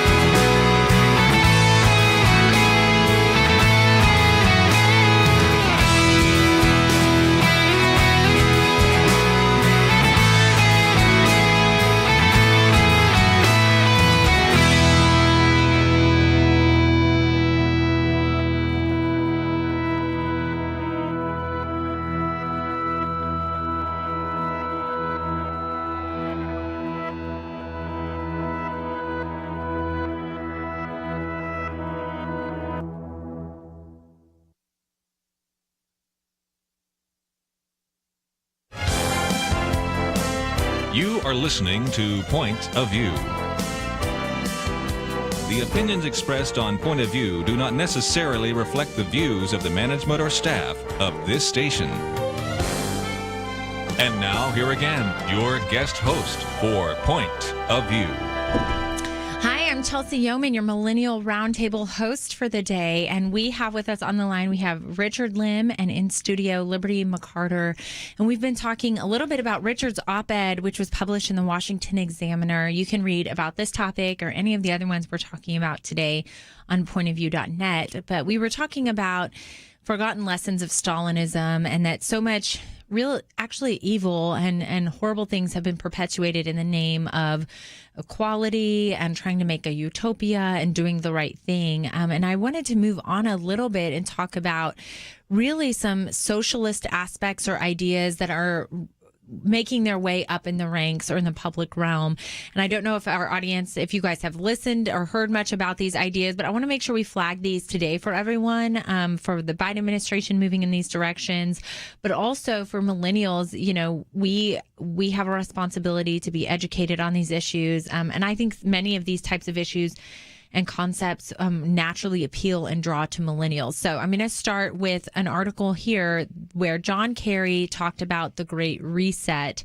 And I'm going to introduce the Great Reset and then talk about some of the tie-ins we've already had from Biden with the Great Reset. But the World Economic Forum in Davos announced that it was launching the Great Reset initiative in June of last year. And they really used COVID-19 crisis as a catalyst or an excuse to launch this initiative, but they'd been working on it long before. They just think that COVID will help get the world there on the same page. But it's under the guise of improving the state of the world. And they talk about resetting the global economy and improving it by placing global stakeholders, which is a really vague phrase. All of this is like vague, nice language, right? Like marketing language. But basically, it's to bypass democracy and capitalism and then revamp, quote unquote, revamp all aspect of our societies and economies, from education to social contracts and working conditions. Every country from the United States to China must participate, in every industry from oil and gas to tech must be transformed. In short, we need a great reset of capitalism. And so when you look into this, you kind of think, why do we need to redo capitalism? You know, there are issues, and Richard, you're going to be great to helping us speak to some of those, but what kind of things are they looking to? And so I did some research, and they talk about making it's basically state-held corporations where states get incentives or corporations get incentives from the state in order to contract or work or be regulated or unregulated or licensed for helping with society and meeting certain like diversity and equality programs. And ultimately, they want to, a lot has to do with global warming or climate change. I guess global warming is kind of dating me, but climate change, making sure that you're meeting certain standards on the ecological scale like that. And it's really state instituted involvement in how companies operate themselves. And I thought that this had kind of an appeal to millennials, because millennials are the first generation to really go into companies and saying, what are you doing for society? How are you contributing to society? Companies like Texas Instruments, and really large companies, started having to listen to that and saying, okay, we're going to be parts of culture, donating to the right things, or having volunteers on weekends go to build houses for Habitat for Humanity. And all this is under the guise of good things, giving back to society, but taken to the next level, it really has some scary implications for capitalism. And I really want to connect this with the current administration, because Biden refused to comment on the Great Reset until, of course, like a lot of things he refused to comment on. I don't know, packing the courts, which he created a commission for yesterday, but now he's willing to talk about it. And Kerry is appointed by Biden, or is set to be. And he said, yes, the Great Reset will happen. It will happen with greater speed and greater intensity than a lot of people might imagine. In effect, the citizens of the United States have just done a Great Reset, and that was a record level of voting that just happened. And so he thinks by joining the Paris Climate Accords and controlling everything about companies, that's how they're going to start to implement it. So, Liberty, I want to start with you and hear your voice on this issue. What are your thoughts on the Great Reset? I'm sure I hit it at such a high level. If you have any details you want to add, please feel free. No, I think you covered it well. I mean, to me, just the term Great Reset sounds a little ominous. I know. So it sounds like, again, kind of euphemistic. And in that sense, it's ominous, because generally if people are trying to use euphemisms for something, they're covering something up. And so I would just, I'm going to come back to, again, millennials, since we're the Millennial Roundtable, and some of these issues that they're using to justify this, for instance, climate change. A recent data, another 2019 survey from YPulse actually showed that for the first time, both millennials and Gen Z agreed that climate change is the biggest problem facing our generations. And this actually spans the ideological spectrum. Even millennial and Gen Z Republicans are very concerned about climate change, more so than older Republicans. We have a lot of influencers. We mentioned that word earlier today, but influencers in the millennial generation, including in politics, constantly talking about the dangers of climate change. Our generation grew up hearing about this, global warming, in school. So I think that we're going to be seeing a lot of people in our generation, which is the largest living generation right now across the world, millennials. We're going to see a lot of millennials being blind to the potential dangers of things like the Great Reset, because they have been so conditioned to think that climate change and some of these other issues are so dire that we have to take dire steps in order to address them. And so they may not be thinking as critically about this as they should, because they think, well, the world is going to end in 12 years if we don't do something like this. So of course we need the Great Reset, because this is going to solve a whole host of problems. And this is what we've been told in our generations growing up. Yes, it's what we've been told is there's a social duty because there were some evils perpetrated by capitalism, which led, like in our generation, the Big Short, which happened in 2008, and the market failures. We're actually seeing like a referendum of that right now. I'm going to talk about GameStop maybe at the end of the next hour, because I'm excited about what's happening there. It's kind of funny to me, but you're right. I mean, that the answer to this on the liberal side, though, is always to rebuild and restructure. There's no, conservatives tend to say we need to reform. Liberals philosophically tend to err on the side of full revolution. And so that's what this is. It's yes, it's a reinvention of capitalism. So we've got a couple minutes left before the break, but I did want to just say that, this reinventing capitalism idea and doing it through stimulus checks, for instance, I keep seeing this happen over the last year. And it's the most alarming thing to me as a millennial is that they're breaking the economy. They're breaking these different industries. Right now, we're about to see it in the oil and gas industry. We're going to shut down the economy, shut down barbers and all the local non-government run businesses are going to shut down, but then we're going to stimulate them and make them reliant on government checks to reinvigorate the economy. And with that reliance comes strings attached. So, Richard, what do you have to say about that? Am I on the right track, or am I being a little paranoid here? No, I think, okay, first of all, the Great Reset, this sounds like the kind of thing that a bunch of elites that don't know how to sit still and have messiah complexes do. And they have no idea how this affects other people. But, it's a nice little notch on their website bio. Everything about the quote-unquote Great Reset is both utopian and self-congratulatory. We can't do reform. We have to do something great. And of course, it's a corporatist kind of thing. It will only benefit the elite. Where companies know, okay, these guys are going to do this, so we have to show that we're socially conscious and aware. And they're going to find a way to. The whole thing. You look at the communist world, and they had the Great Leap Forward, and of course, these things never achieve what they want to achieve. I think Klaus Schwab, the guy who's heading this up, he really showed his hand. They're doing this to, quote unquote, restructure, as you said, the industries and capitalism. It's not just to do those little things that make sense, but to do some big thing for their own kind of resume. So, yeah, I think that's exactly, it's just utopianism. It is. And it's just concerning to me because there's, like I said, so many strings attached. So when we get back from our break, which we're going to go to in about a minute, we're going to talk about one of those ways that it's been launched here in the United States is President Joe Biden has already started on climate change with talking about the oil and gas industry and pausing some contracts there. But other world leaders are already doing this. So to be clear, this isn't a futuristic plan. It's occurring now in real time. I know Prince Charles is like a huge advocate of it from a climate perspective. But ultimately what it leads to is what they're saying, state-led capitalism, which is really, they said it's actually implemented in China. Anytime someone wants to start looking to China as like a beacon of our goals in the future, that's just a red flag to me. I don't know about our audience, but for me, that's a real problem. And so I just wanted to be really clear about talking about this issue. I think it's really important for millennials to go there, to understand what's going on, and that this isn't some vague, nice idea. So when we get back, we'll talk about how it's already started a little bit here in the U.S., specifically with the Biden administration.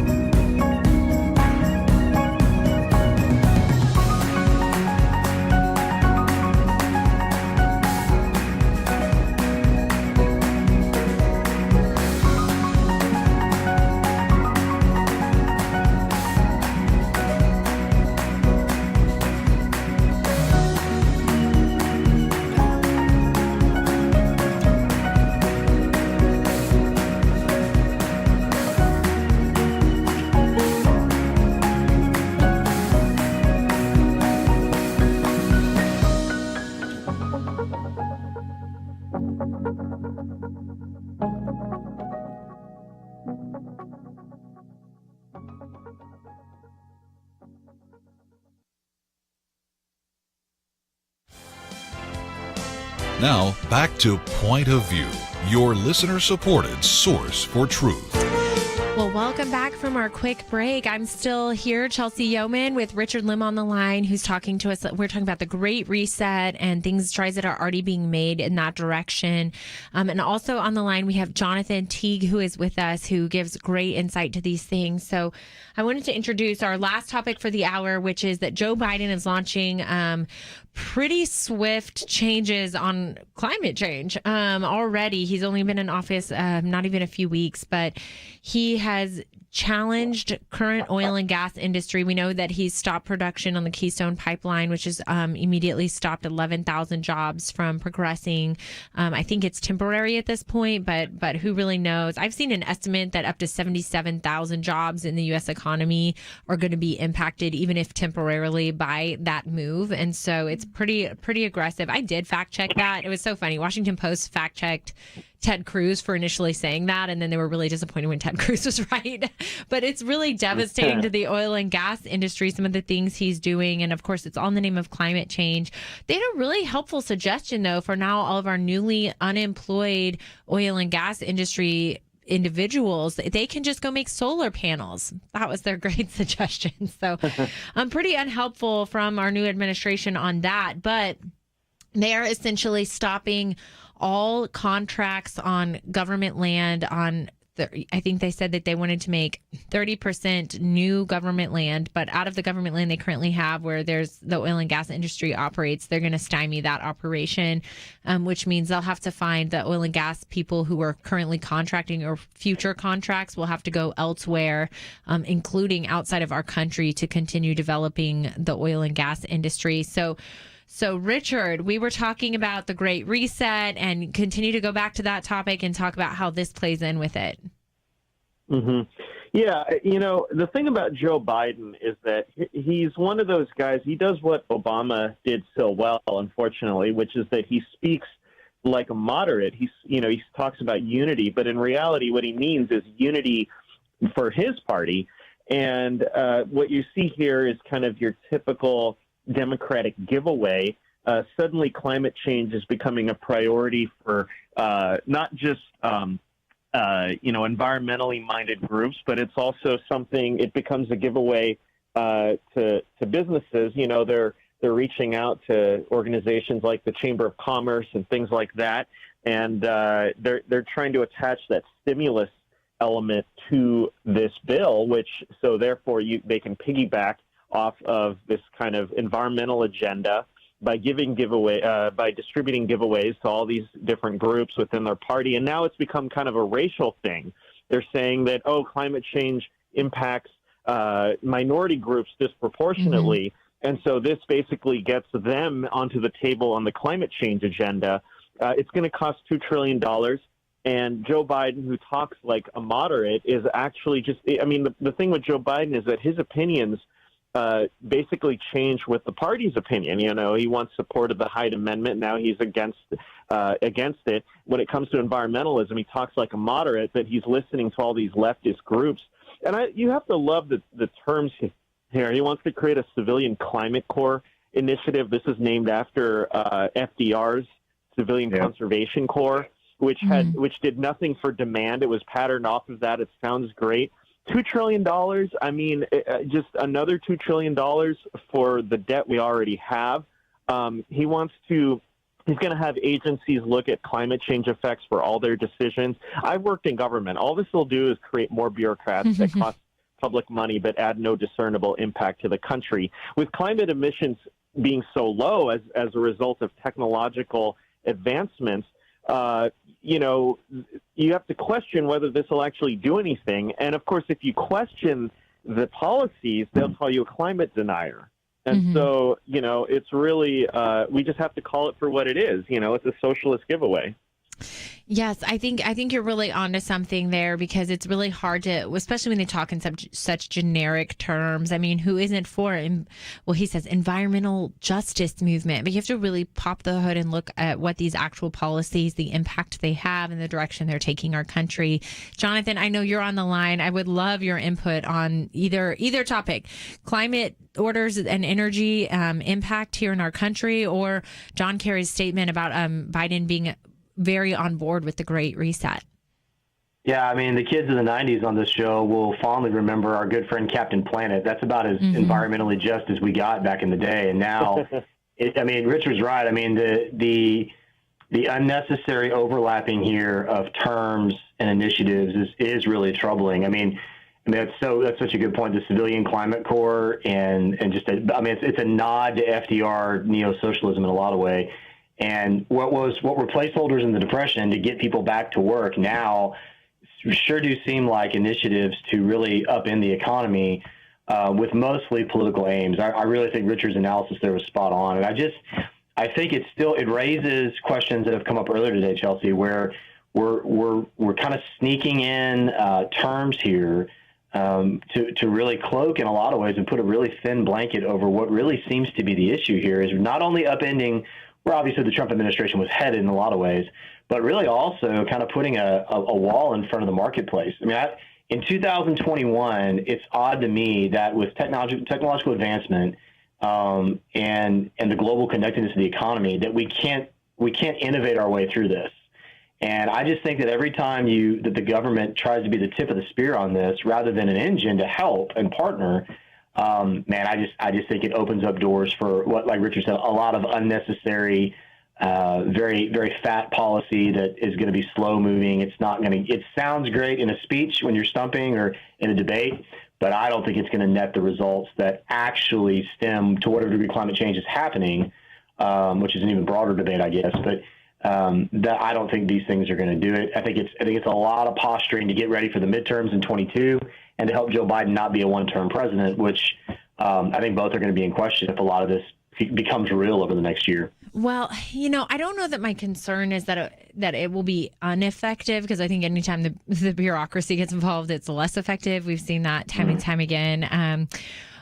But I think my bigger concern is that we have continued in the last year to see leftist policies completely gutting American businesses. So any business that's not a major corporation or conglomerate, which I actually saw an article on this week that said billionaires are more wealthy than ever after COVID. They're making more money than they've ever made. The middle class is completely crippled, and the poor are more reliant on the government than they've ever been. And so by eliminating the middle class, harming these businesses that aren't going to be able to just switch over to solar panels overnight, and then offering them stimulus checks and making them more reliant on the government handouts and, gaining lockstep with the government. And then they also said that they're going to just be taxing corporations more. I did read about that today. I mean, I think we're really setting the middle class up over time to be very devastated by these policies and more reliant as a country on the government. And that's not to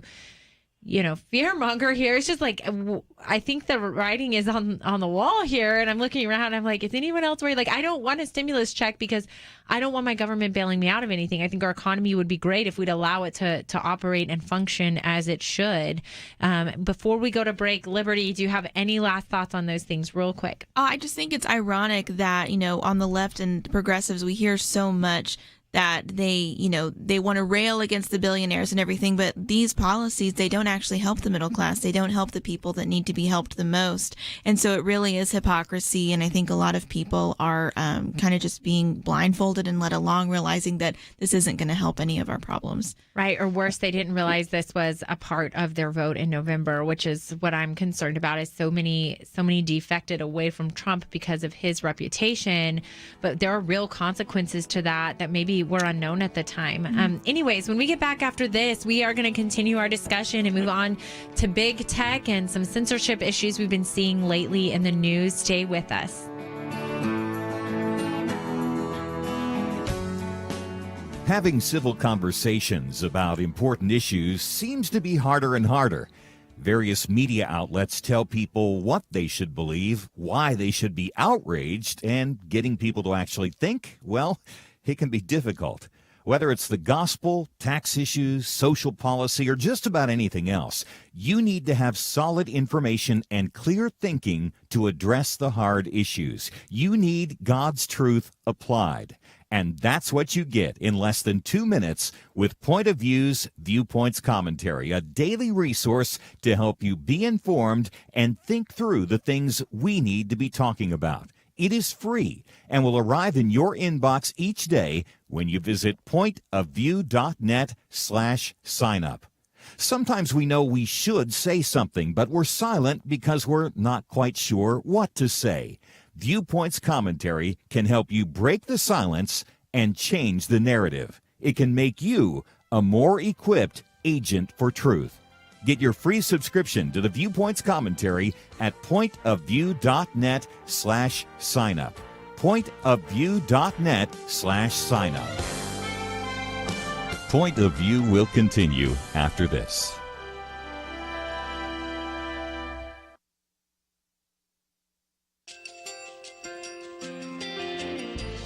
I just want to thank you so much for all the wonderful programming you have. You're just absolutely fantastic. I recently started listening to Point of View, and I really found it interesting because of the different subjects you cover. Thank you for that. I really appreciate everything that you do. in keeping us informed. Thank you, Kirby, for everything that you have been doing. I appreciate all the work that you're doing, advocating for the Word of God. Thank you so much. Point of view, I think, is absolutely necessary because it's a Christian perspective, a biblical worldview perspective, and receive very current, up-to-date information about what is really going on, week to week in our culture, which is changing so rapidly, and yet it's morally sliding backwards. Yeah, I'm just, first of all, I thank you guys. Y'all's program is wonderful, and enjoy it every day. I learn so much every time I listen to it. Point of View Radio Talk Show.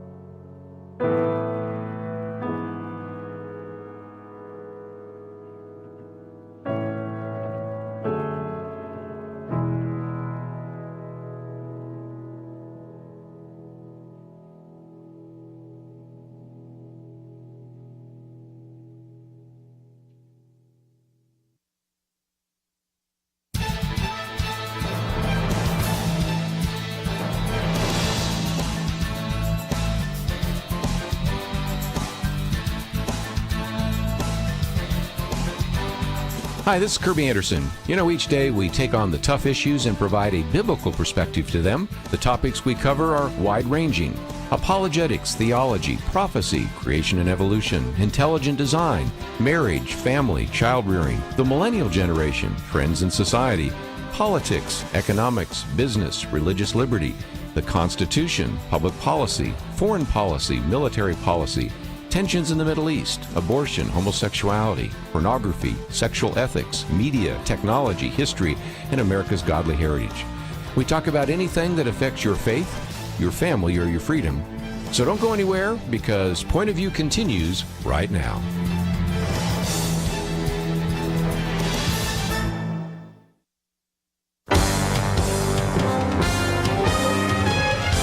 Across America, live. This is Point of View.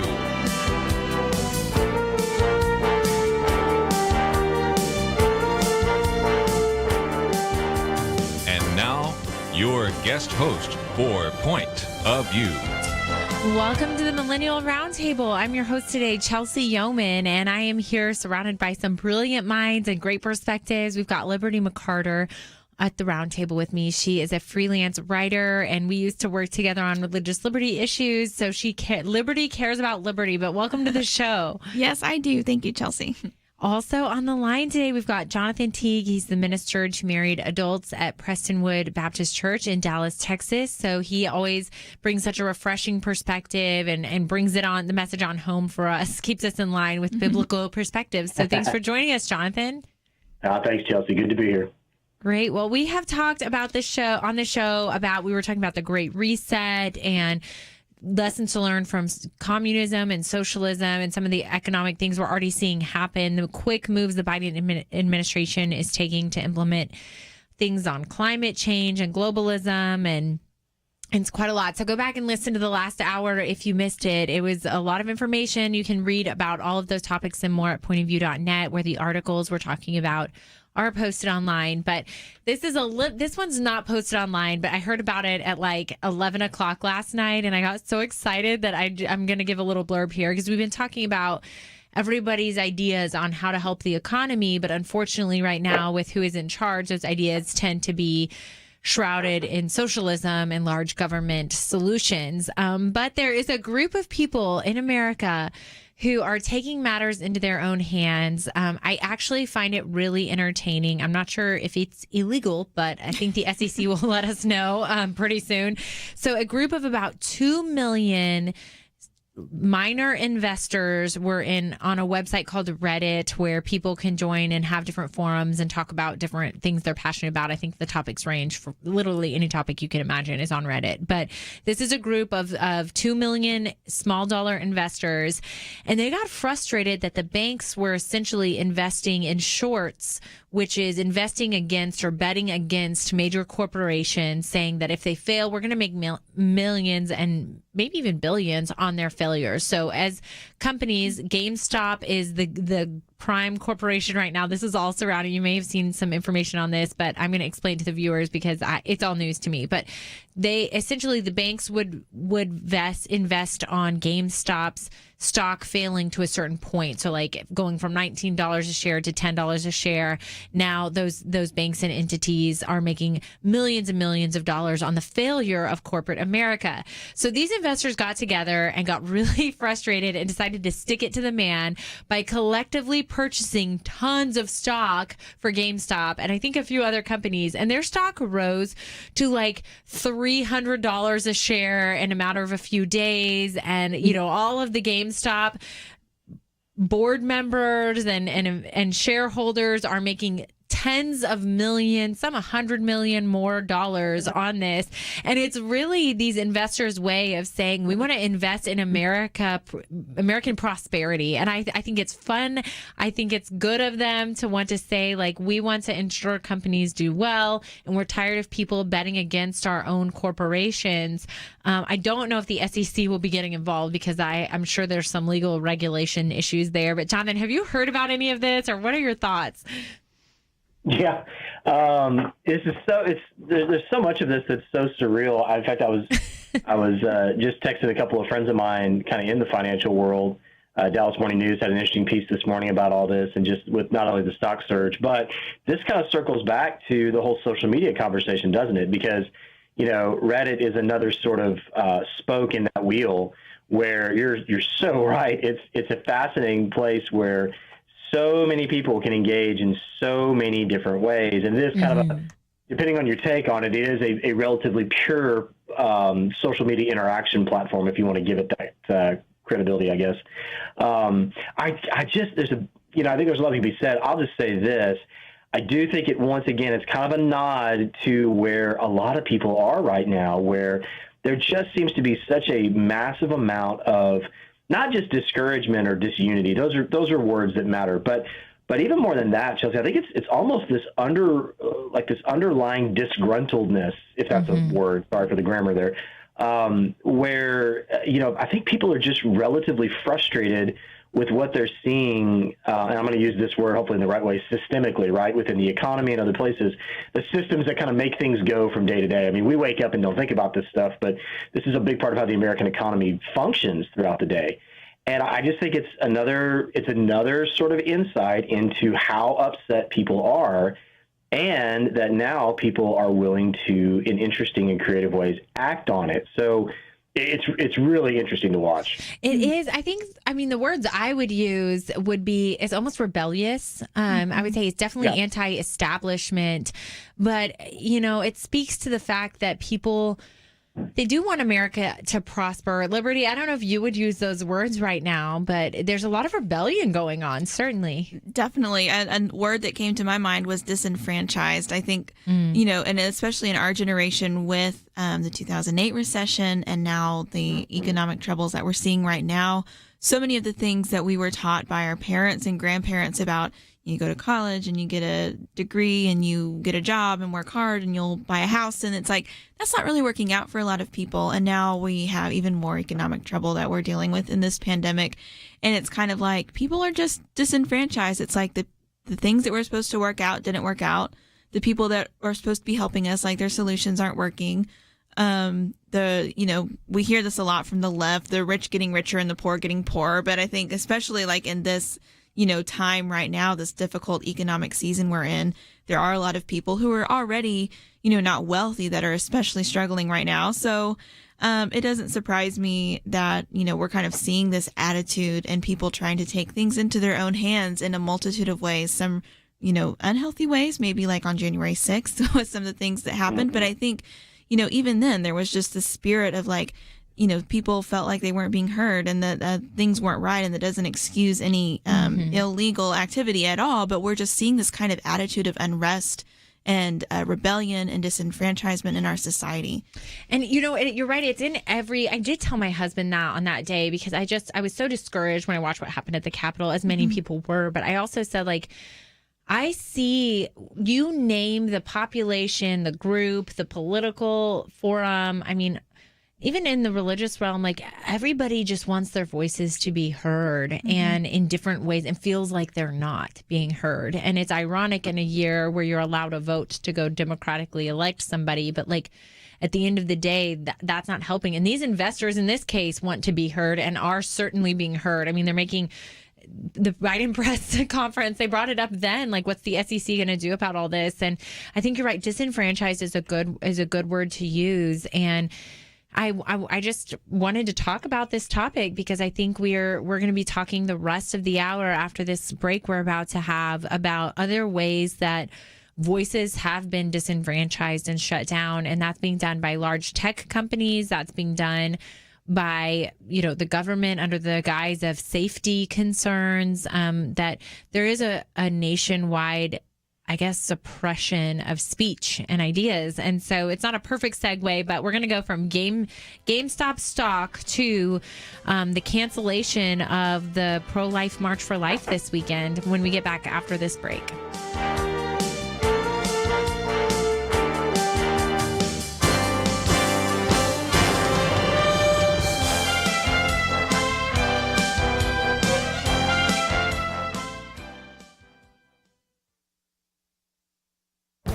This is Viewpoints with Kirby Anderson. America's turning more into a secular society, but this post-Christian nation is not turned into a kinder, more tolerant place to live. Peter Beinart, writing in The Atlantic, reminds us that a vast majority of Americans still believe in God, but they are fleeing organized religion in increasing numbers. The percentage of people with no religious affiliation jumped from 6% in 1992 to 22% in 2014. Among millennials, that figure is 35%. Many secular people would have predicted that this trend would end the culture wars and lead to greater harmony in society. Just the opposite has happened. He says secularism is indeed correlated with greater tolerance of gay marriage and pot legalization, but it's also making America's partisan clashes more brutal. Non-churchgoers have adopted a bleak view of America more so than their church-going peers. He wonders, has the absence of church made their lives worse, or are people with troubled lives more likely to stop attending services in the first place? Establishing causation is difficult, but we know that culturally conservative white Americans who are disengaged from church experience less economic success and more family breakdown than those who remain connected, and they grow more pessimistic and resentful. I think you could make the case that without the peaceful influence of the Christian faith, Americans gravitate to a darker view of the country and of other citizens. Trust and civility decline while anger and animosity increase. We should not be surprised that many Americans leave the church and organized religion, that the conflicts in society are intensifying rather than diminishing. I'm Kirby Anderson, and that's my point of view.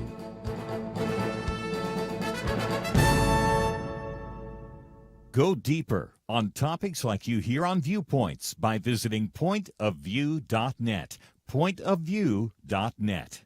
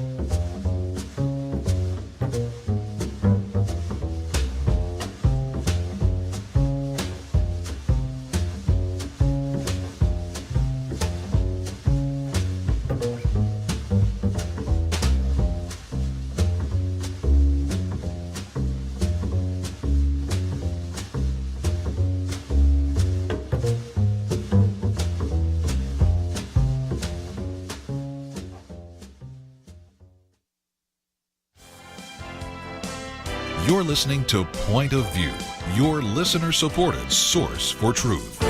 I'm Chelsey Youman. I'm your host today with Point of View, the Millennial Roundtable. And you know it's a good break when over the break, one of your guest hosts, in this case Liberty, is quoting Martin Luther King. So I do want to kick it back to you. Before the break, we were talking about just this general sense we're getting that people are angry. People are depressed in America right now. COVID has led to that. A really tough political year for everyone has led to that. And this sense of an overall sense of maybe disenfranchisement. And we were talking about the storming of the Capitol, really feeling that, because what we have seen has been riots from the Black Lives Matter riots that were this summer to storming the Capitol by the other opposite side of the political spectrum. I mean, on all fronts, it seems like people in all spheres are feeling deeply unheard right now. So Liberty, go ahead and tell us what you were talking about on the break. Right. Well, I think it's important to note that this feeling, like you said, it spans the ideological spectrum.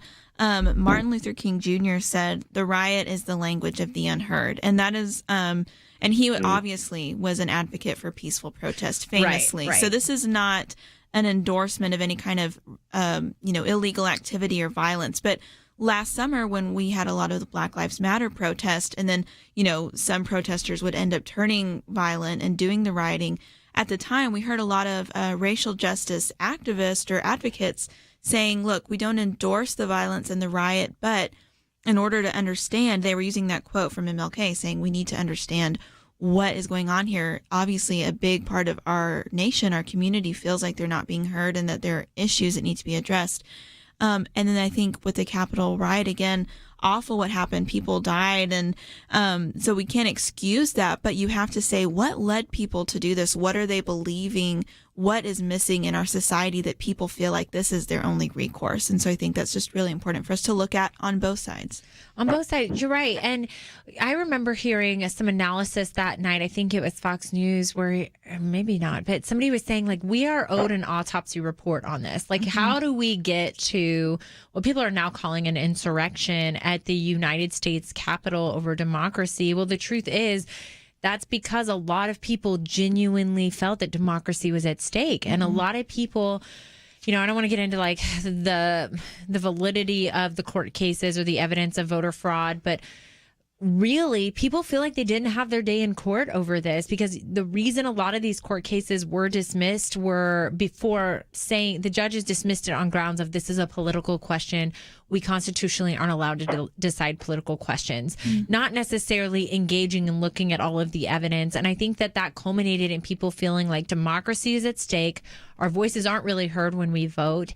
And that's how you get somewhere like that. Just like when the Black Lives Matters movement, what you were mentioning, which is like almost a justification for violence, which I'm not going to justify on either side. We've got to be intellectually honest there. But Jonathan, what are you seeing and thinking about this in even the spiritual realm? Because Liberty and I were talking, we're like, our hope is not in this world. It's not in politics. Right. But the world feels scary right now. And the world, like, I'm looking around, I'm looking at the Great Reset, I'm looking at the strides being made by the Biden administration already on issues we deeply care about.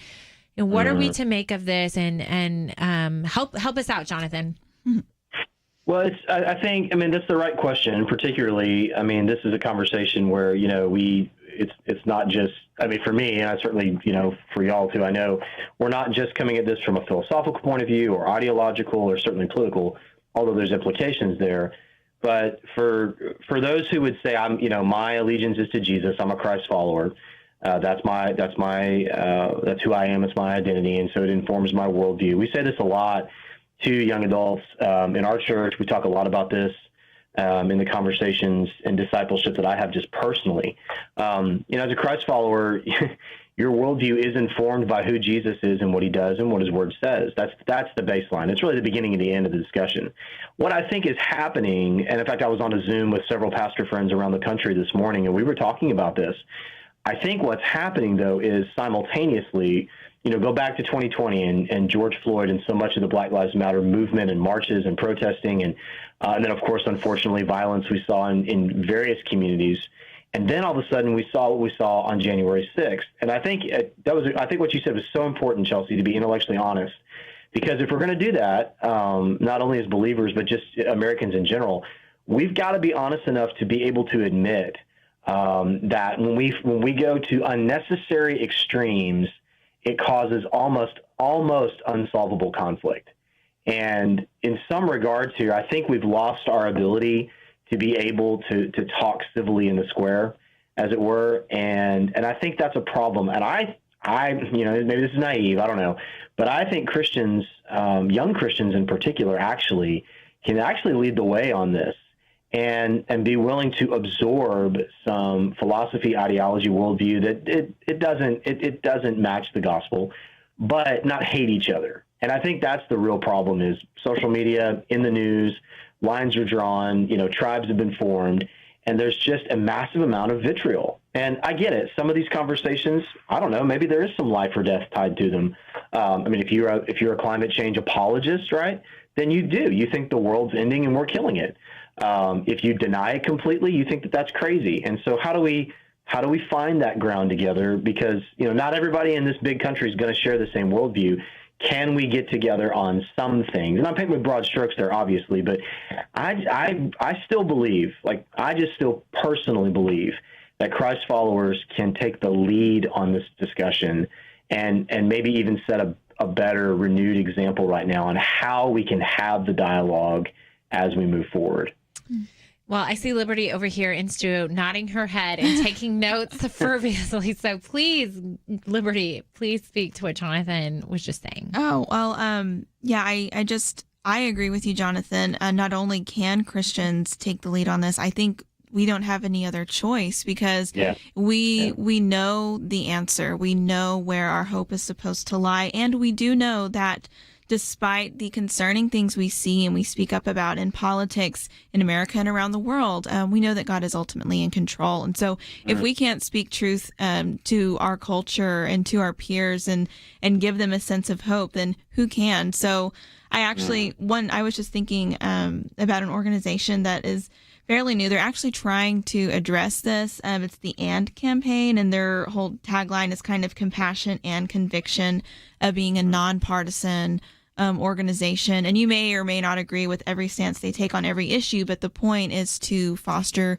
unity among Christians and conversations that say we're not going to ideologically align 100% with Democrats or Republicans, but we're going to try to find, focus on the truth and say, how can we engage the culture effectively and bring that civility back in those conversations so that we can address all these pressing issues before us? Well, not to be contrarian here, but I am going to say, guys, I've heard this a lot, and I think it was a high point of frustration for me, not just personally but professionally, because I work in the pro-life movement. So I'm the Texas State Director and National Legislative Advisor for Human Coalition Action, and that group that works on pro-life policy at the state level. And we're engaging with culture and the grassroots about pro-life issues and saving children. And my sister organization actually does save children. They saved 4,400 babies last year by serving women and meeting women where they're at. And so I'm in this movement that is completely fueled by my biblical beliefs and worldview that God created life. Like most of us have. I'm not going to repeat all of it, but God created life and it is good, and he has a purpose for that life, and he knitted that life together in the womb and cares deeply about us, that we're made in his image. And because of that, we have inherent dignity. And to end that life is perhaps the greatest, most devastating thing we can do outside of not being saved, right? And that there's deep evil in that should be eradicated. So there's a great example of how my biblical views inform my political and professional life and personal life. And I hear a church right before an election, every major pastor is coming out saying, yeah, the life issue matters, but the president doesn't speak nicely, so church disengage. And that's really hard for me to grapple with. I'm not trying to step on some minds here for you guys, but I'm having a hard time putting all these pieces together when I have a church that says disengage. We're religious believers, not political people. But some of these issues have political, real world, tangible outcomes, and that is the ending of life. And so in my mind, this begins with discipleship and discipling a culture. We only get here when we have a biblically illiterate culture, right? And people read their Bible less now than they ever have.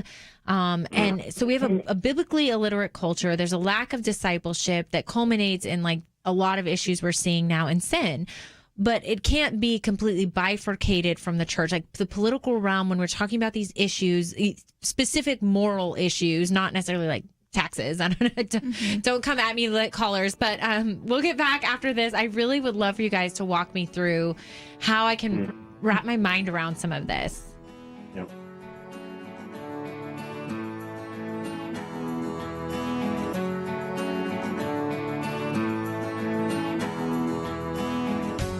Sometimes I think about seeds. You ever stop to consider that some seeds become entire trees and some trees grow up and produce fruit? Other seeds become flowers or vines that bring us vegetables or berries. And some trees don't have fruit, but they're just pretty, especially in some parts of the country when it comes to the fall colors. Yeah, sometimes my mind goes off like that. And I also think about such things when it comes to the seeds that so many have planted in the quest to impact our nation through Point of View Radio. You may think that your gift is a small thing, but like a seed, it can grow to have an impact beyond your imagination. If you want to see beauty again in America, consider planting a seed today and making a difference by joining the Point of View Truth Team. Get the details today, right now, by visiting pointofview.net/team or call us at 1-800-347-5151. Plant a seed for a great future. Cultivate truth. pointofview.net/team, and 800-347-5151.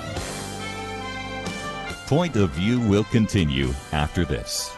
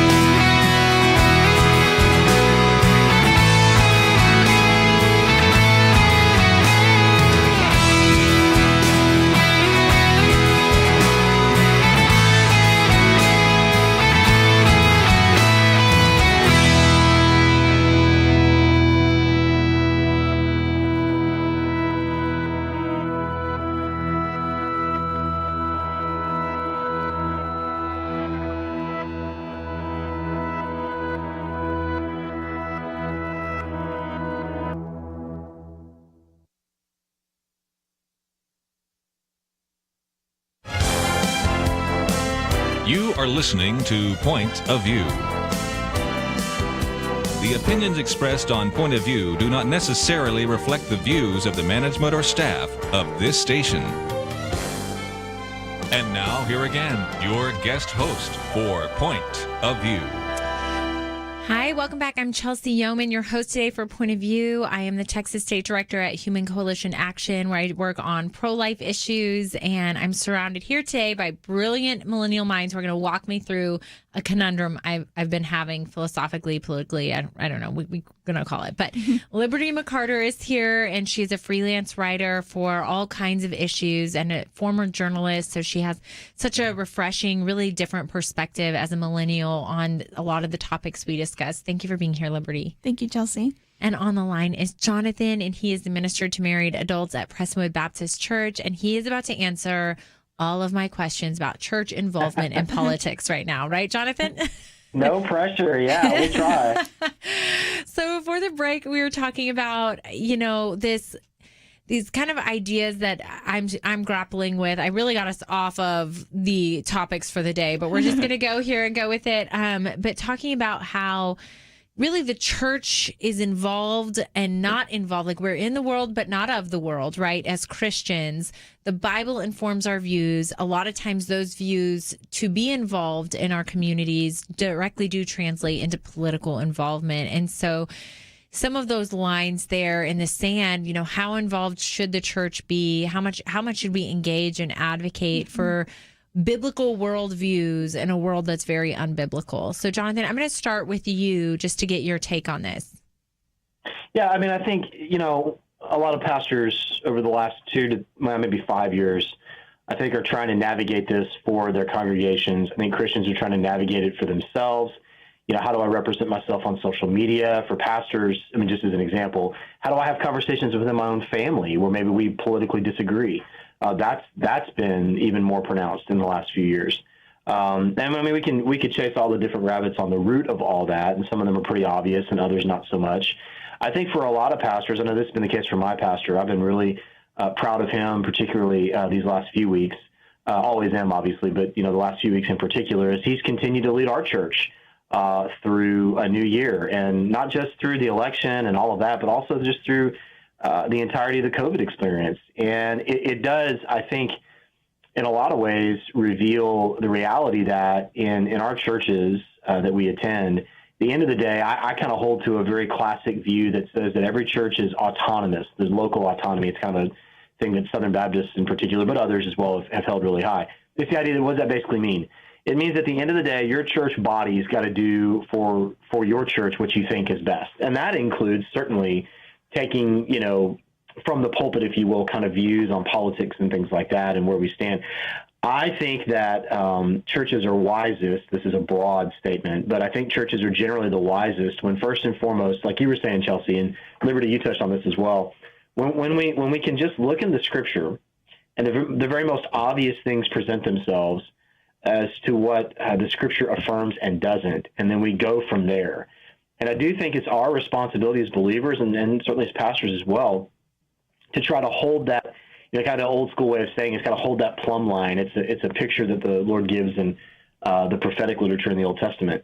Kind of that plumb line of what is God's best, what is His design, what does He call holy, and what does He call unholy, and then from there, as a church, just try to embrace those things that will then help believers in your congregation navigate the complexities of this.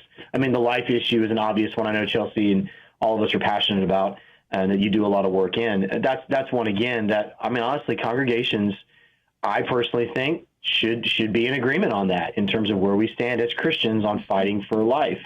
So I don't think that challenge is going to go away for churches. It is, I think, right now we're in a season of opportunity where we can be even more clear about that. And I think that's a gift to our people. I think it's a gift to families when moms and dads can speak to that, and for believers themselves can get more clear on who we are and where we stand and what we're about.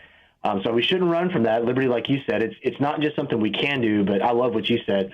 It's something we should do. It's something we need to do. So no, we're not going to agree on everything.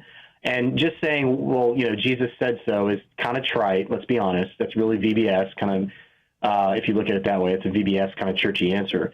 But there are things that I think the Scripture is pretty crystal clear about. And I think that's where we can be clear and then help our churches be clear as well moving forward. And like my pastor always says, trying to be a light in the darkness. Instead of just yelling at it and being mad about it, how can we go and be a light wherever God's put us in our community? Liberty, you're nodding your head. What do you have to add to that? Oh, well, Jonathan, that's, so wise. So I'm always going to nod when Jonathan's talking. But yes, I think the key is not being engaged. It's not disengagement, but as we were talking about on the break, learning how to be engaged in the culture in a more effective and more biblical way. And as that relates to politics, I think probably few Christians, I really don't know this, I know from my own experience, I have met few Christians who would say, I'm not involved in politics at all, like I'm never going to vote or anything, because there are so many tangible ramifications of our choices, like you said. But I think the problem, that we're seeing a lot in our society right now, both, on the right, kind of with conservatives, and then on the left as well, is our identity has become so tied in our political alignment that oftentimes that blinds us to issues that we should really be concerned about from a Christian perspective. And obviously, it's not a problem if Christians tend to align with one political party that, represents more biblical values than another one. But no party is going to be perfect. No political party is going to be perfect. So I think as Christians, it's important to just kind of monitor ourselves and say, am I just affirming stamp of approval 100% uncritically on this party platform all the time? If so, maybe there are some issues because they may be great on this issue, life or, pro-life issues or free market, which I think a lot of people argue is something that we learn from the Bible. But what about other issues of, maybe some social justice issues like, racism or whatever? Maybe one party doesn't always deal with those the best way. So how can we as Christians say, okay, we affirm this when we see it, but we also speak against this, and we're not, our loyalty is not to a party, our loyalty is to the Bible. And so we can't be afraid to speak up and make either side angry with us. We have to learn to unify as Christians and say, this is what we are going to engage, but maybe not the way the world wants us to, but we're just going to be loyal to what the Bible says and really try to go after those issues.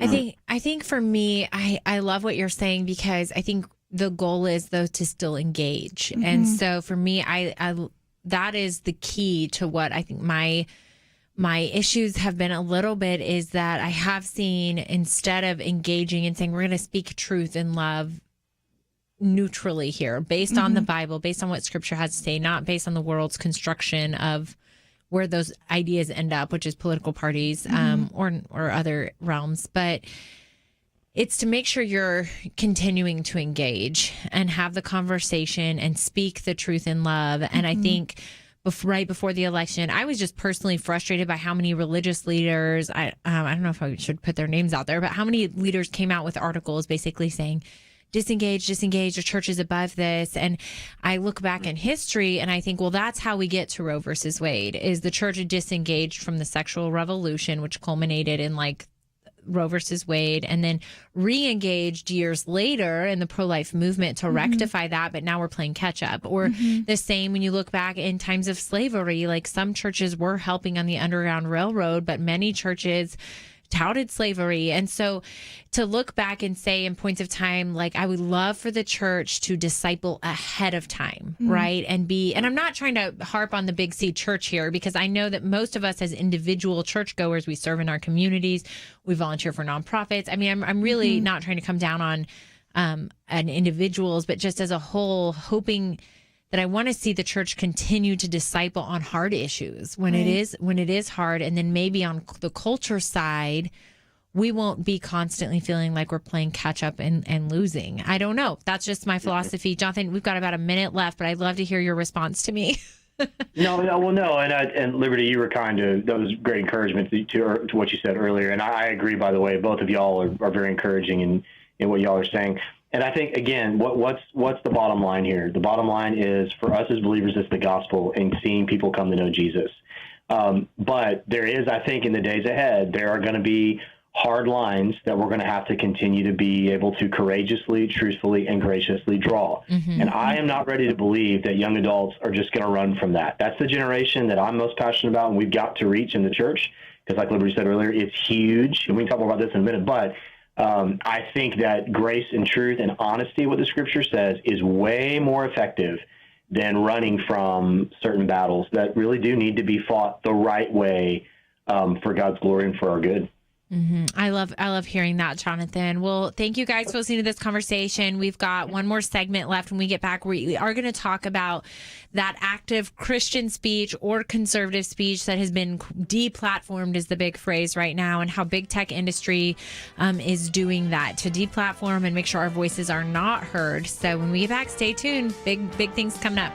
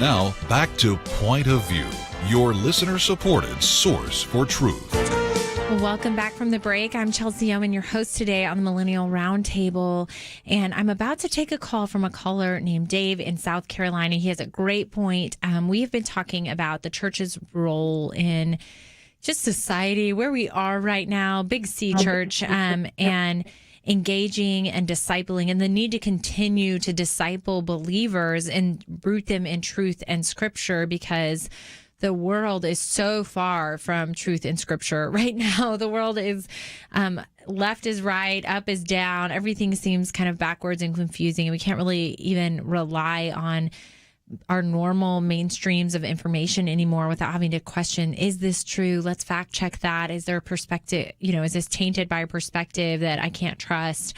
And a part of that would be to withstand not just Christian challenge or challenges to our faith coming from us from the outside world, but also potentially down the line, challenges to things we believe in other realms. Like we are talking about the Great Reset earlier on this show, and how major part of that is revamping capitalism and changing everything we know about capitalism and our society, and education. And so Dave from South Carolina has a really great point. I'm going to go to Dave.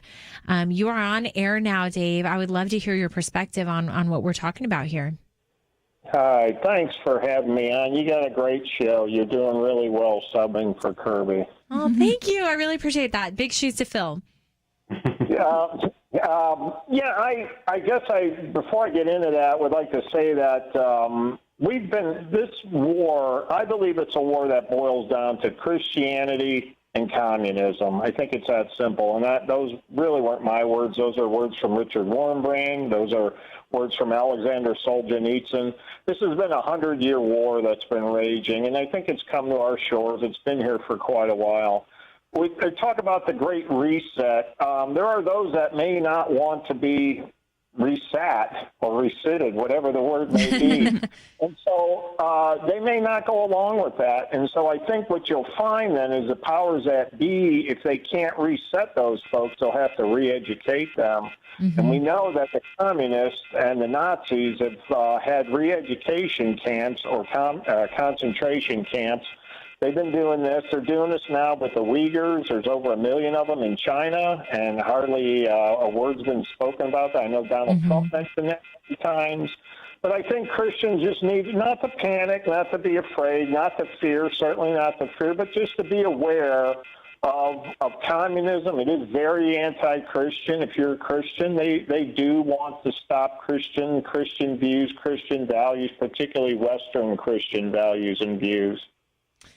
That's such an interesting point you raised, Dave, and I so appreciate your voice on this, that we shouldn't be fearful. I mean, that's such an encouragement to us, especially, our generation. We've seen some things, but, we haven't seen decades yet transpire and wars come and go quite as much as you could have throughout the entire 20th, 21st century. So there's a lot here that seems big and new, but you're absolutely right on this re-education issue. I'm so glad you brought it up because we're frankly already seeing this in the schools. I mean, this isn't even on the horizon. It's already been here. I know that Planned Parenthood has moved in to create the sex education curriculums for most public schools in California.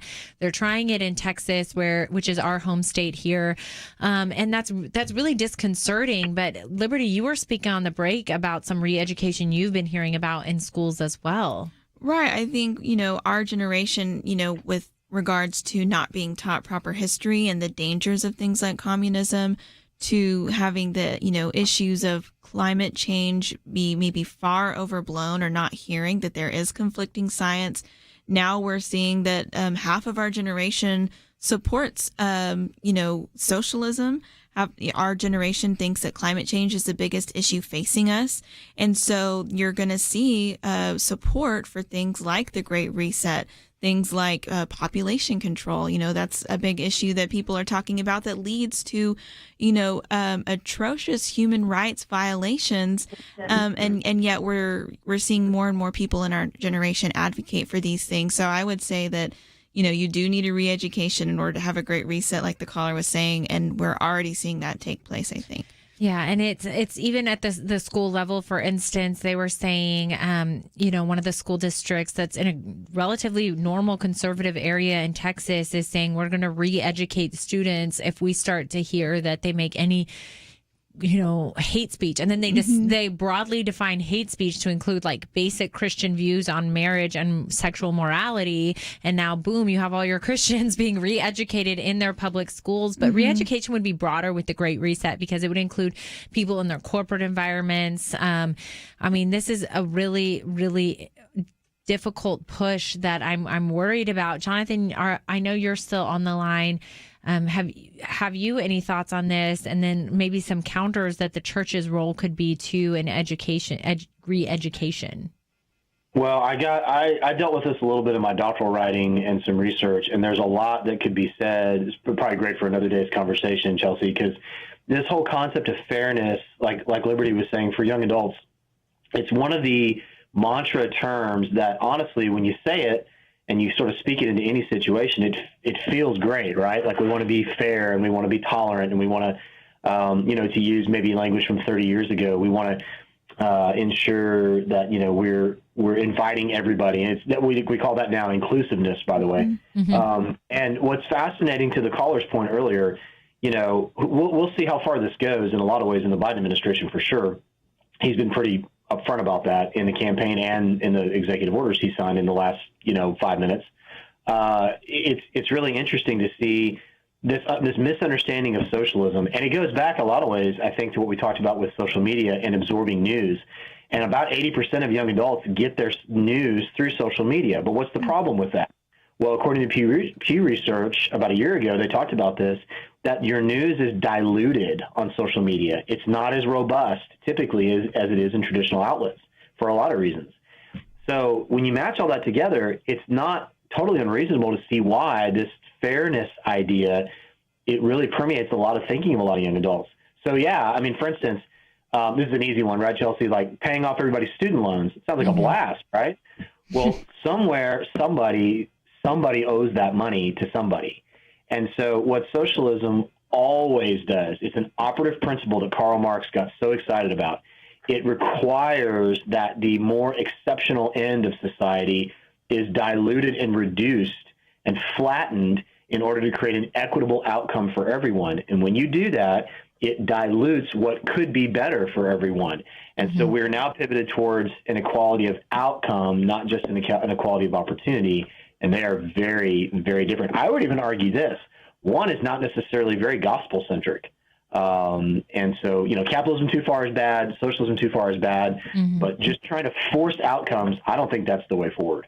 Well, I think everyone here would agree with you on that, Jonathan. We certainly have our work cut out for us as Christians, as believers, and then also on the political side as conservatives to stay engaged, serve in our communities, and continue to speak truth in love. So thank you for being with us on our show today, Jonathan. He is the minister to married adults at Prestonwood Baptist Church, which is a church that does a great job about everything we just spoke about, is discipling and serving their communities. We've also had today Liberty McArtor, who is a freelance writer. Liberty, real quick, give your snapshot. How can people find you, follow you, support you? You can go to libertymccarter.com, and that's where I put all of my published writings, and you can find me on social media there as well. Hire her to write for you. I am Chelsey Youman. I am the Texas State Director and National Legislative Advisor for Human Coalition Action, and we work to advance pro-life policies state and nationally. We serve women with our C3, so you can go to hucoaction.org and look us up. But thanks for listening to our show today, listening to a bunch of millennials talk about our current events. We hope to hear you next time, too. Thanks.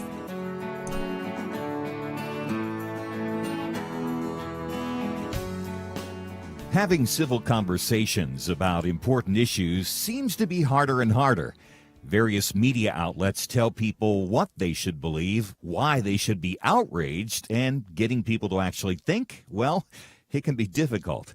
Whether it's the gospel, tax issues, social policy, or just about anything else, you need to have solid information and clear thinking to address the hard issues. You need God's truth applied. And that's what you get in less than 2 minutes with Point of View's Viewpoints Commentary, a daily resource to help you be informed and think through the things we need to be talking about. It is free and will arrive in your inbox each day when you visit pointofview.net/signup. Sometimes we know we should say something, but we're silent because we're not quite sure what to say. Viewpoints Commentary can help you break the silence and change the narrative. It can make you a more equipped agent for truth. Get your free subscription to the Viewpoints Commentary at pointofview.net/signup. Pointofview.net/signup. Point of View is produced by Point of View Ministries.